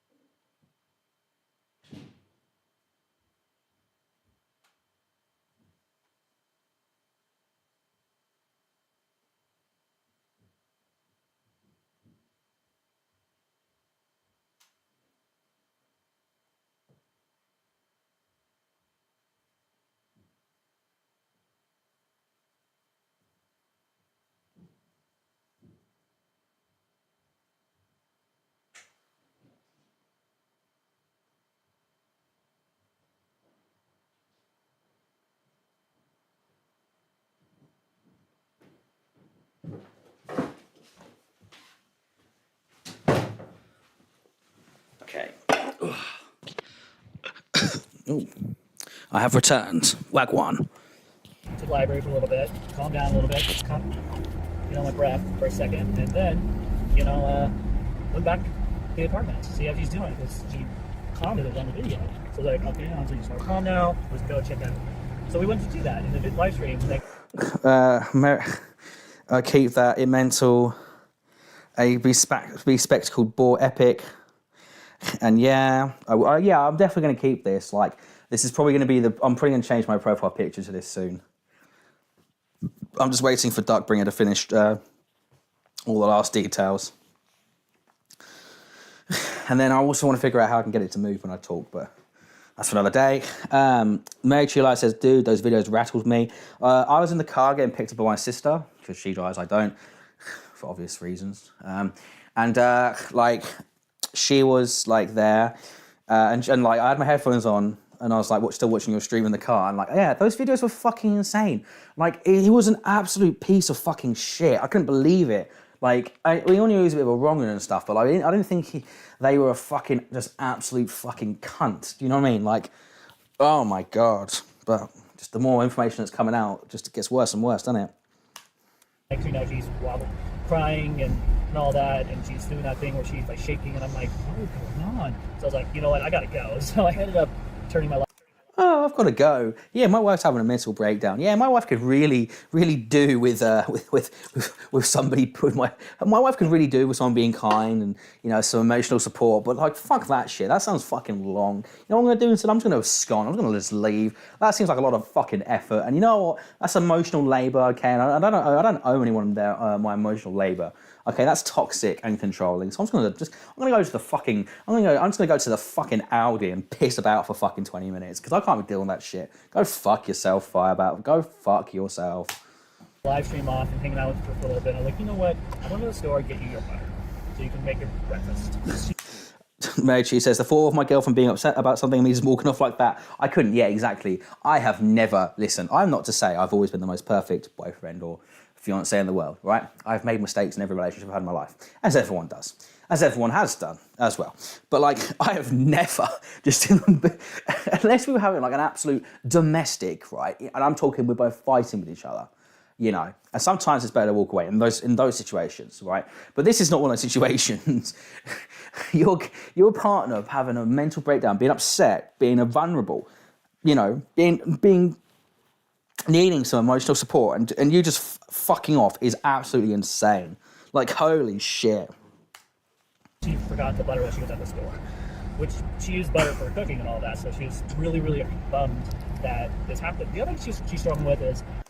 Also, can I just say as well, that's a weird thing to mention. That, I mean, she was really bummed about the butter. Because it's almost like Firebat is trying to blame this whole thing on that they've run out of butter. And it's like, that is not what happened. What the fuck are you on about bringing up the butter as the first fucking thing?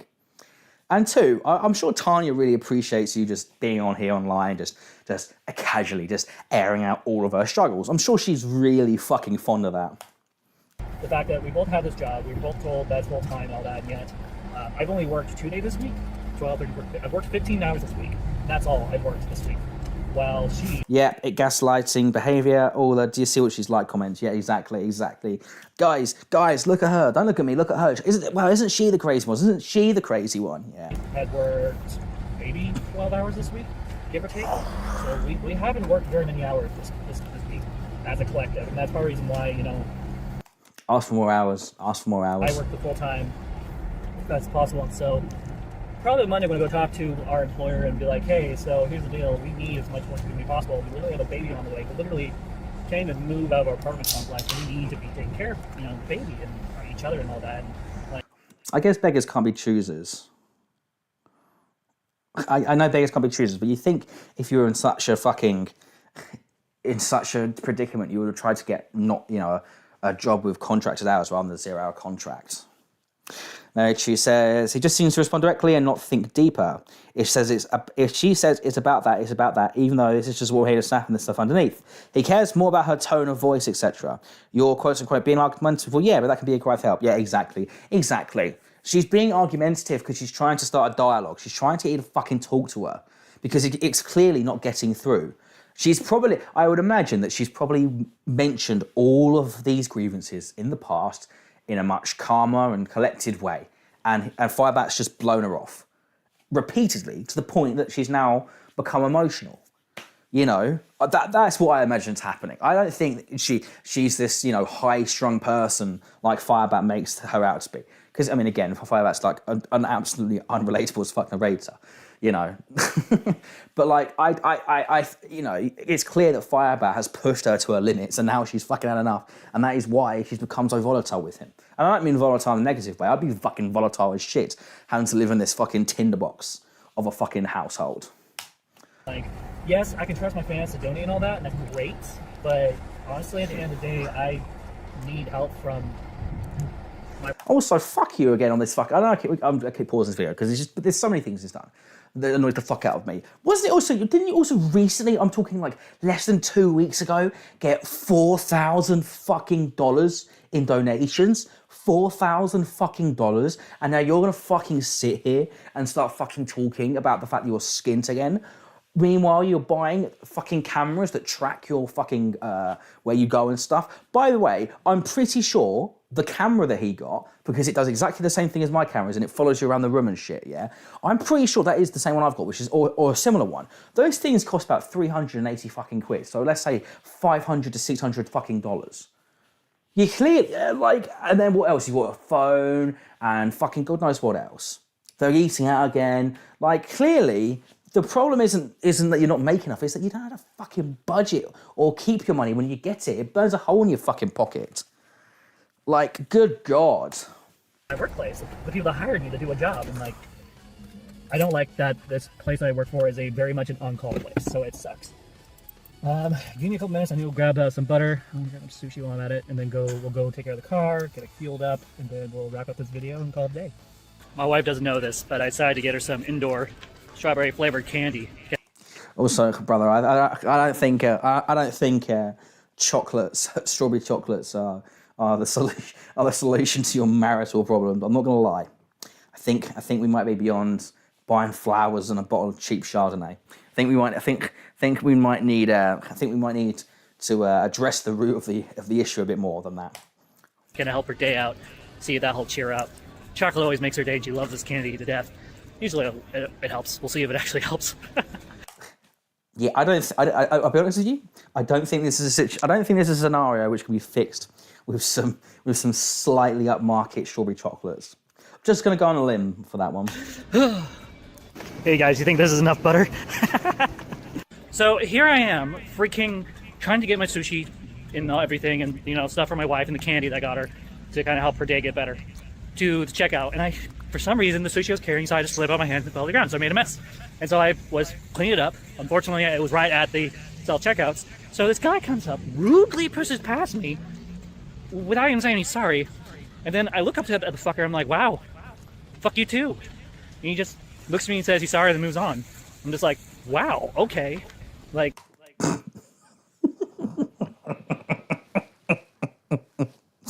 Oh my God, an unironic fucking spilling your fucking mum's spaghetti moment in public. Oh my God. That is like the classic 4chan meme. Fucking spaghetti, literally in public, fucking spilling your sushi, man, spilling your spaghetti, and then getting fucking cucked by some bloke that just barges past you at the self-checkout. Just the fucking mental image of Firebat just fucking sleeping on the floor, trying to scoop up this fucking this dropped supermarket sushi while getting fucking pummeled out of the way by some random fucking person that doesn't even give enough of a shit to say fucking sorry. Oh my God. And again, to then not only fucking have that happen to you, but then to go online and to fucking to seethe about it. Like, if I was in his shoes, I would have dropped everything I was doing and helped me out. No, you fucking wouldn't. What the fuck are you saying, Firebat? Firebat, you don't even fucking Firebat, you don't even fucking stick around to comfort your fucking wife when she's having a fucking vulnerable moment. You don't even care to stick around when your wife is having a fucking mental breakdown. You are not about to start helping some random stranger pick up sushi from the floor. What the fuck are you? Who the fuck do you think you're kidding with this bullshit? What are you on about, you fucking cretin? Jesus. The burnt toast. Okay, Will says, who even is this Firebat person? Whoa, buddy. We'd be here for fucking a long time. But basically, they're a AGP fucking like lolcow that also is a piece of shit to their wife. Just all the time. If you want to get more information, check out some of Marychu's videos about Firebat. They're a very good information source. But yeah, long story short, this person fucking sucks, and is a complete internet tough person. Because holy shit. Wow, just again, could we just listen to the beauty of that, just that last Looks fucking at me and 30 says seconds. he's sorry and moves on. I'm just like, wow, okay. Like, if I was in his shoes, I would have dropped everything I was doing and helped me out. No, you wouldn't. No, you wouldn't. You would have not done shit to pick up this random fucking stranger sushi. What the fuck are you? Who the fuck you think you're kidding? Shut the fuck up. You know, helped the person that dropped their sushi up clean up and get out of the way as soon as possible. You know, would have been a decent human being. No, not this fucker. Not this fucker at all. He just freaking acts like he owns the place. He's just a dick. Yeah, he's the dick. Yeah, he's the dick. You know, the whole reason you're on the supermarket trip is because you were actively avoiding your crying wife. But yeah, this person that just didn't help you pick up the sushi you dropped, they're the real arsehole of the story. So much going to get gas today. I was going to go get gas, but I'd rather go home, take care of my wife instead, and then get gas. Yeah, okay, buddy. Okay, buddy. Either tomorrow or when I go to work next. Okay, back up slowly. Okay. So, I guess for the rest of the day, I'm just going to go play Skull and Bones. And hopefully, Phaeton is able to join me later to hang out. I was able to, thanks to Phaeton, get myself the Vigilante Batmobile. So, I literally have the Firebat on GTA 5, and then I have a Black Submarine now. So, that was fun. Just getting all that stuff and everything. But, like, I just want to say thank you, everyone, for being patient with me on the live stream earlier today. Like, I know it sucks near the end. Usually my live streams don't stuck like that near the end, but you guys. Firebat, no offense, but your streams always fucking suck.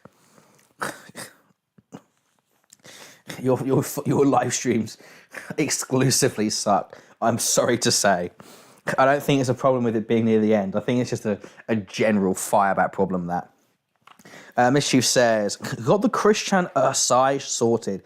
Oh yeah, 100%. Like the cadence of their voice, not quite the accent because they're not southern enough. But like the cadence of their voice and that sort of like high pitched nerdy whine, like they do sound like Chris Chan in a lot of ways. See, kind of was into the live and Italian, the most raw version of it.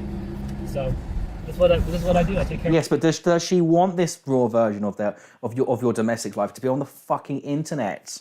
Firebat. My wife, to the best of my ability, but I can't take care of her if I don't take care of me too.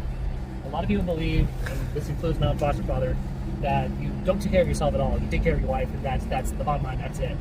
But in reality, a healthy marriage, they take care of each other. The husband and wife will take care of each other. And so I'm going to take care of my wife, get her the butter she needs. And that's that funny high pitched thing too. Yeah, exactly. And oh no, please. Okay, I thought it was open. I was like, please, not another thing of sushi open. Ugh, very upset. My sushi's over the ground again. At least it's in a bag. I'm gonna get around the bag like a homeless person. Anywho, wait, you dropped the sushi on the floor and then you just scooped it up and put it into a loose plastic bag? What the fuck? Brother, if you can afford to buy new cameras and all this shit, I think you can also afford to buy another pack of fucking sushi. What are you talking about? Why are you... One, correct me if I'm wrong, but I thought that pregnant women, whatever you call them, aren't supposed to eat fucking raw fish. I thought that was like a well-established thing. No eating raw fish. And two, like, sushi you dropped on the fucking floor? What the fuck? And I got my wife to chop up, of course. With that being said, I'm gonna get going. I'm back home. Remember, hit that like, share, and subscribe button. And I will see you people later whenever I do my next live stream, whether it be gaming or doing another hangout live stream, which I probably will do tomorrow, if I'm being honest. I'm trying to do at least one a day, and then when I feel like it, do those 2 and 3, hangout live streams, be kind of a little consistent. With that being said, I'm gonna get going. I love you guys. You guys are awesome. And I'll take you later. Woo! Woo! Oh yeah. The epic. Oh shit! Firebat's fucking live. Let's check in. Is it Minecraft or is it a hangout stream? Sacrificing their needs for mine, or I'm sacrificing mine for theirs. It's a bit of a big... Oh my god. What the fuck is this? What the fuck is this? Specifically, that kind of... Wait, did his sushi touch the floor? The supermarket floor and he kept it. Yeah. Literally, Firebat was saying that he dropped the sushi all over the floor, and he was like tidying it up. That's what he said originally. And then after that, like when he was in the car, he was saying that the sushi was now in the bag like a homeless person. So the fucking sushi that touched the supermarket floor is now rattling around in his plastic bag, all loose. Like, what the fuck? Anyway, let's see this is interesting. Actually, you know what? We'll come back to this. I want to see what part 2, what happened in part 2 first.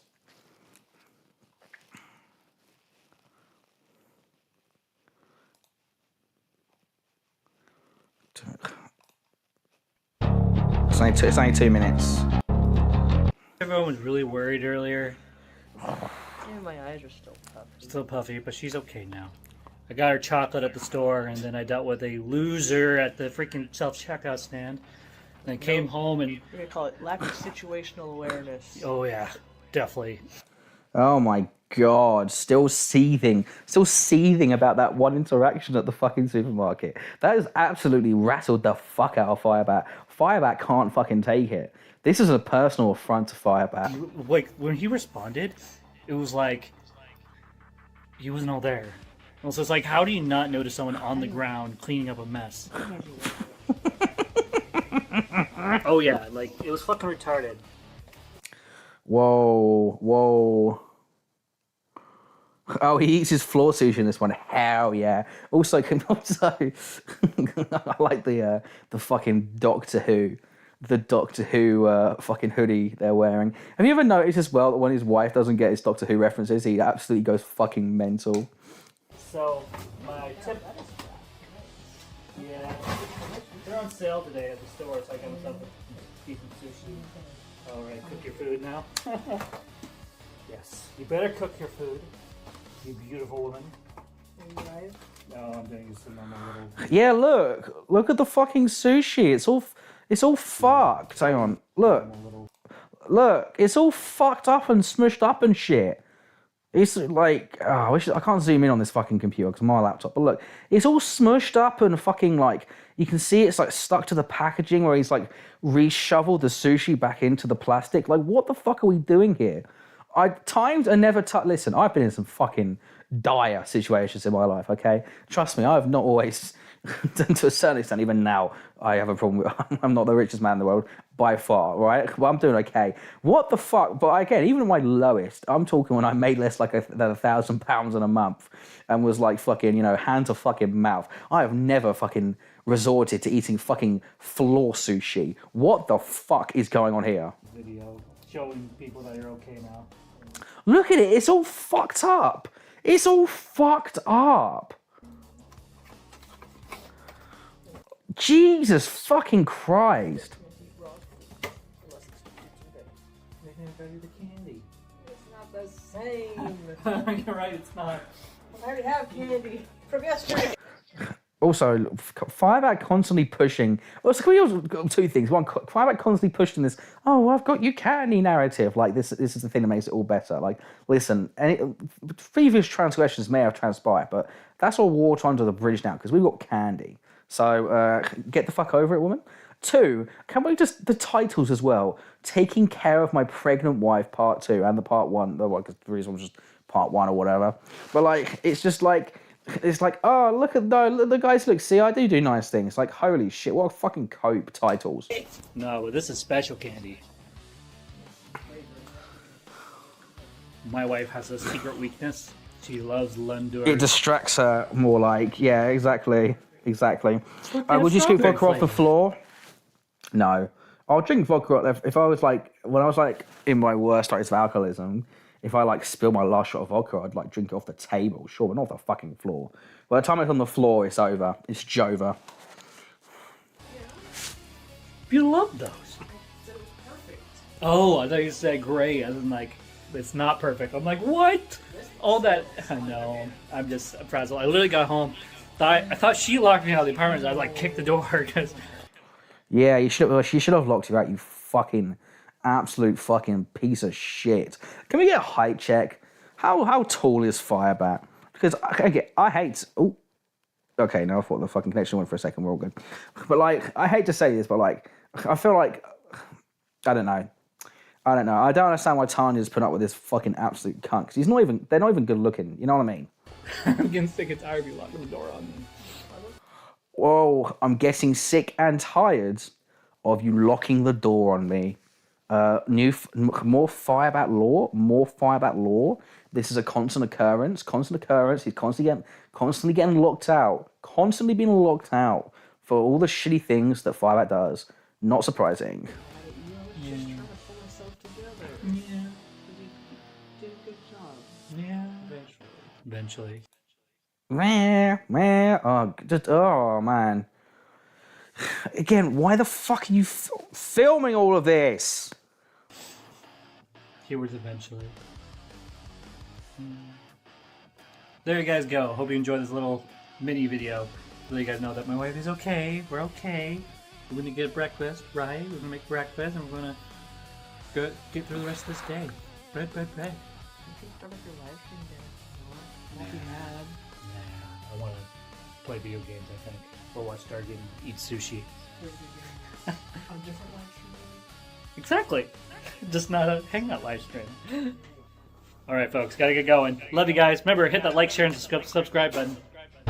Hell yeah, I'll be sure to do that. 100%. Yeah, I've rang the bell as well. Alright, let's see if there's anything good in this live stream then. For me, it would be checking in with them and make sure they're okay. And if they're not, what can you do to make them okay? Even if it's just for a moment. You doing okay? Yeah. Go fuck yourself. Why the fuck are we why are we seeing what seems to be them two just having a private conversation? Oh, the live stream ended. Well, never mind then. Clearly wasn't that fucking good, was it? Anything else on the Firebat front? Parenting style. Now, that could be something. Parenting style.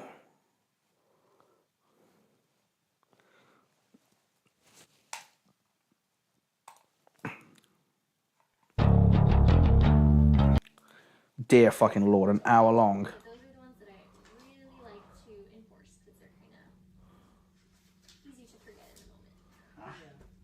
Okay, so there are a bunch of different parenting styles, but Okay, no, I don't think we need to know that.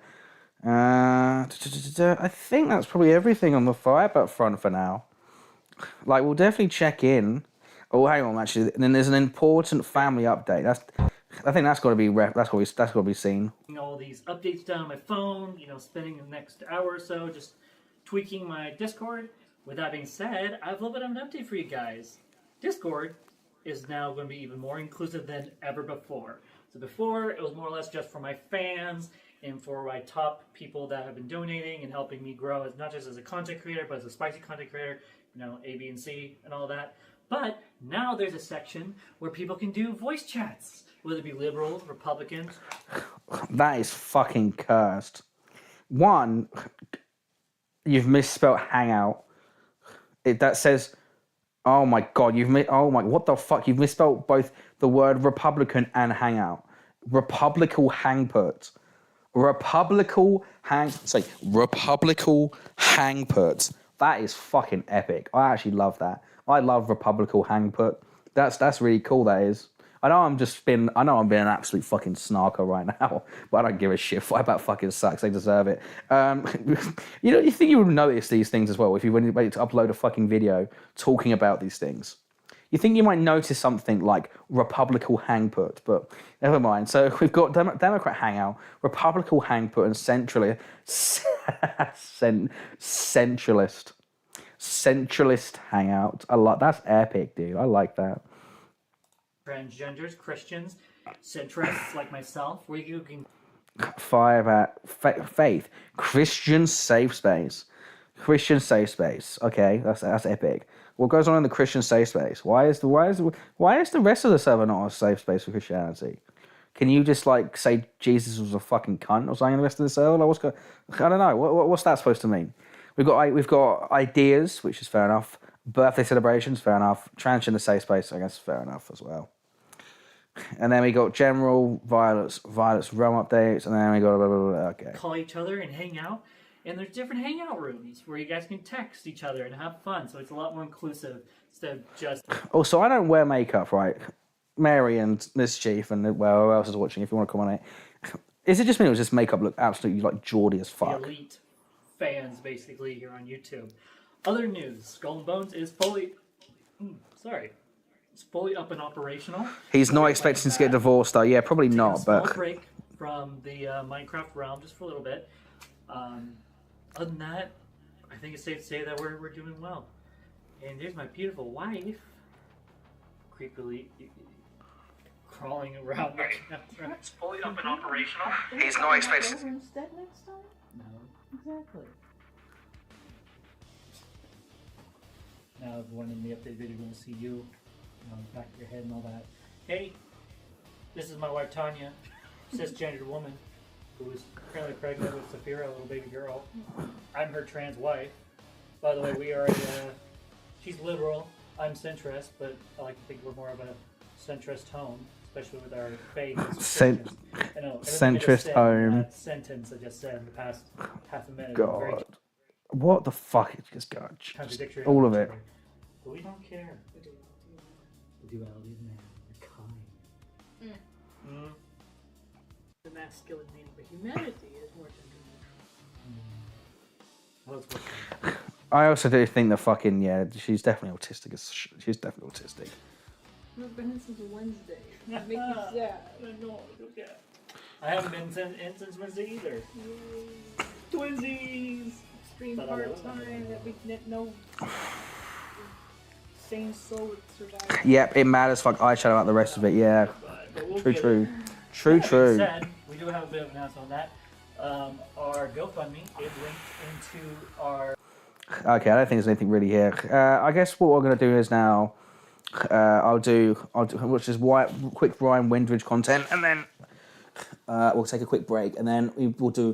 Probably not loads of Bully, but we'll do an episode or two. We'll do an episode or two of Bully. Why not, eh?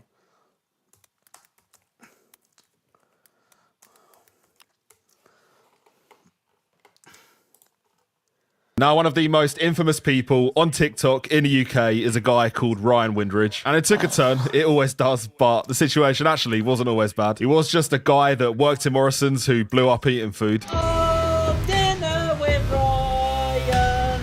Oh, dinner with Ryan. It's basically only UK TikTok where a supermarket worker can command the attention of a whole nation. But it was a feel-good story. I respected it at the time. Wasn't even just this either. He diversified. He did a bit of train spotting as well. Oh, yeah.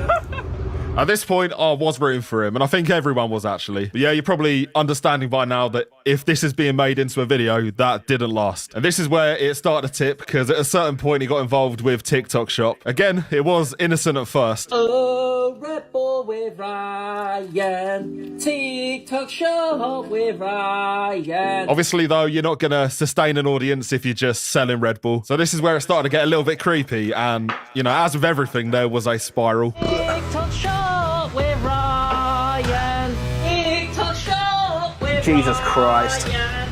We have a woman's lingerie set. And listen, I don't know the ins and outs of TikTok Shop. You might just have to do what you got to do. I don't think any commission, though, is worth doing this, but each to their own. Even what you've just seen, though, isn't a point, because at a certain point, he started to do giveaways. Give away with Ryan. And at face value, it's a nice thing to do. At face value, because you look at the comments and you see the type of people that are entering these giveaways. A lot of them are just mums trying to find presents for their kids. On this front, though, it seems like Ryan might have had some ulterior motives, because some screenshots have started to circulate and they're not looking good. She said, I want to sign up for the giveaway. My boys are autistic and would love a tablet. Let me know, honey. Ryan then sent a undefined snap and she replied, no. He said she let him down and she said, wait, so you won't let me apply for this giveaway because I didn't send you dirty photos? Ryan replied, yeah, I saw these being circulated on Facebook the other day, these photos. And it's like, this isn't the first sort of thing that he's done. Like, he He spent time with Simple Simon. Apparently, he was a bit of a perv in a nightclub. Apparently, he was caught messaging like 14 and 15-year-olds. Like, very sordid man. Right. You said I could see you again. You just don't trust me. Now, I'll be entirely real. I don't know if these photos are real. They're doing rounds on Facebook especially, but at the same time, what isn't? She then drops more photos, basically saying that he was gaslighting her, trying to get photos out of her for the giveaway. He then basically played the victim, and you can pause it and read it if you want, but the main reason I think these might be real is because they are saying the same things he said before. Also, actually not the first time he's been caught out, and this is where the dark stuff starts to creep back in. Cutie, bet your figure is hot. They call me Big Thick Ryan. I mean, maybe they do, but I think that's something going on up here. And then we've got like quite disturbing comments like, let's see you, daughter. Somebody wants to see you. D ends with... Yikes. In what world is that appropriate? Oh, I want to see your daughter. You. Why, you can fill in the gap there. And then even more concerning, he, I want to see more of you. Don't my age bother you? Daughter, my big something daughter. And a lot of people have actually claimed these are of him talking to an underage girl. I don't think they are, though, and actually the girl who claims to have taken the photos and received the messages, she actually did, in the last year or so, speak out. These are my pictures. That right there, that's me. There's a little close-up. So let me start off by saying I tweeted about this in 2022. You can go back and see the tweet, and actually, if you type in his name, it is a bit of a trip. Quite a few DMs of girls saying they got spammed by him, but that's not illegal. That is about the best of it, though, because this guy does have a lot of creepy. I mean, creepy is actually quite a light word to use here. A lot of allegations floating over his head. He's messaged a 15-year-old in decent... Here we go. Homegrown legend Simple Simon. I shit you not, we might even see him. There's a chance that we might see Simple Simon at the fucking protest on Sunday.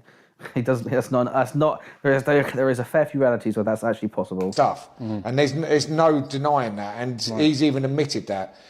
She might have told him that she was 19, but at the end of the day, if you're not 100% sure, then don't do it unless you 100% know. Do you know what I mean? Now, this could be the most messy situation, so it's important to say that nobody, absolutely knows what happened. And granted, the sources here aren't exactly the most reputable. I mean, I wouldn't even think about messaging anybody that's anywhere close to that. I'm glad, mate, and I'm also glad that you thought that didn't already go without saying. But all of his friends and also his management did drop him. A lot of his friends in the TikTok scene specifically also have been pretty outspoken about it. Right? I've cut ties with Ryan because he's an absolute wrong'un.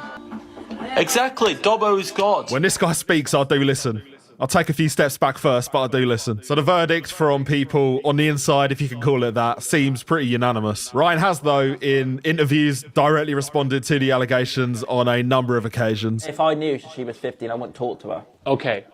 But she told you she was 19? Yeah, and then she literally resent the pictures that I sent ages ago and put 15 to make me look like I'm a... But still, I would say messaging a 19-year-old's pretty young for you. Yeah. You're 33? Yeah. So there you have it. Can't say I'm convinced, but, doesn't also help that his excuses that he makes...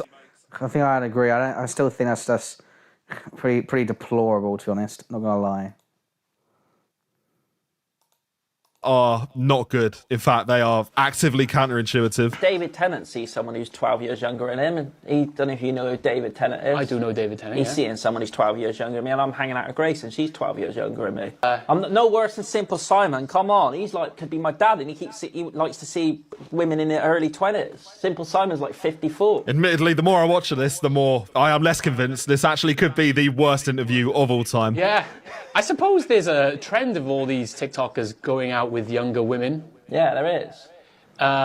What man doesn't like a younger woman? And ironically, and as you've already seen, Yeah, I'm not so sure about that one, buddy. I think 19 and 33 is a bit way too much of an age gap. Not gonna lie. Person he's talking about here actually did an interview about Ryan as well. Amongst everything else you've already seen, the big question was brought up because Ryan is autistic and he regularly brings this up as an excuse when he is caught out. Quite a vulnerable person. That's bollocks. I mean, yes, this autistic business winds me up. I'm going to be completely truthful with you. Like, everybody makes excuses saying they're autistic or they're this, they're that. That's bollocks. If you do something like he's done, right? You can't use that as an excuse. And I don't think he's wrong, to be honest. When it's a misunderstanding, of course, you would give an autistic person grace. But when it's a repeated pattern of behaviour, it gets to the point where you have to stop giving out grace, to be honest. And I've not even done this on purpose, but speaking of grace, this is a bit of a turning point. Because in 2025, he started to drop some interesting videos with somebody that we hadn't seen before. Now, for full context, if you don't already know, this girl, Grace, she's actually known on UK TikTok for linking up with autistic men that are like double her age. Ryan, at the age of 33, was the youngest, so that's saying a lot. She had previously run this gimmick with Paul Breach and General G, who are both notoriously creepy. They are also, like, pushing 50, so that adds another layer to it. And the playbook was always the same. There'd be a little honeymoon period, and then things would quickly turn, to be honest. Long word. Long word, long word, long word. Don't be misunderstood, alright. Oh, let's go. Now, these clips are very weird by design, to be honest. She is trying to funnel people to Charlie her OF. Veach She had would some teenage basically girlfriend. Yeah, that doesn't surprise me. I mean, Charlie Veach is a bit fucking wrong and all. mess around with these people, get the clips, and then she dips a month later. Feels like drowning. Pulling against scene. Is the song done now? Wow.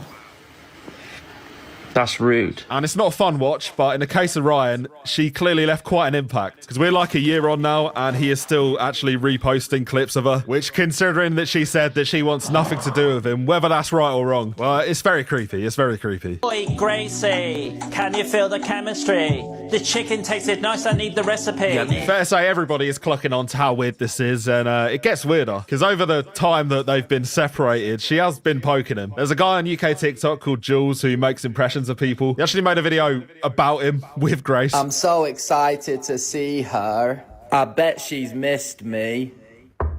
If you keep saying that, I will go on a long drive and never come back. Ryan, it's not that deep. I just want to stay another night, Grace, please. I mean, honestly, at this point, when you put all of this in a chronological order, I think you finally start to understand how messed up everybody on this app is. And actually, the time since, this Jules guy has mocked it. Because he got a brand deal, not as himself, but as Ryan. Oh, there's nothing better than eating a meal deal whilst watching the trains go past. Yeah. Actually, there is. I got a train hack that can save you loads of money on your travels. I mean, that is a new low, actually. I can't even... Yeah, I'll be honest, if I was wearing R.Windridge, I'd fucking... Bro, it's never been so over, has it? Holy shit, that is fucking rape, dude. Don't know. And obviously, by the way, Ryan was not pleased and he played the card. As you know, this Jules guy on this video behind me did a video with Trip Train.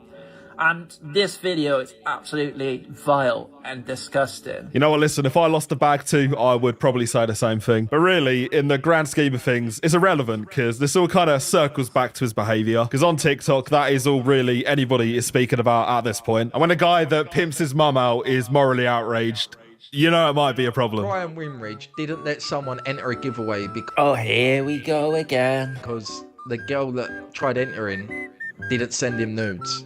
Bullshit. That is a lie. It's just a lie. He's claiming it's a lie. Let me know what you think, because at this point... You don't be a dirty cunt, innit? Says the dirty see you next Tuesday. You. I don't bloody sell my body for a living. You do. And it's good that Sophia left you. I'm actually convinced that these guys have like a pact together. That they just agree to kind of... Yeah, I mean, Bevo's a piece of shit as well. I guess he's slightly above R.Windridge, but not by fucking much. Joke about everything so it obscures the truth. Definitely seems like the case, but at this point, who knows? Who knows? If nothing else, though, Ryan has, in the last couple of days, moved on. Valentine's cameo from Ryan. Honestly, lads, if you want to ruin your girl's Valentine's, just cheat on her instead. True.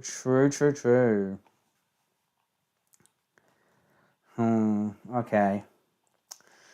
Oh,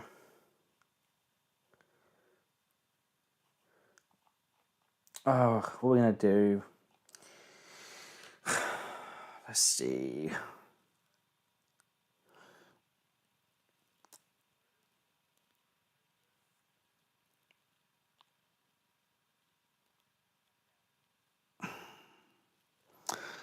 I guess, yeah, fuck it, it's bully time.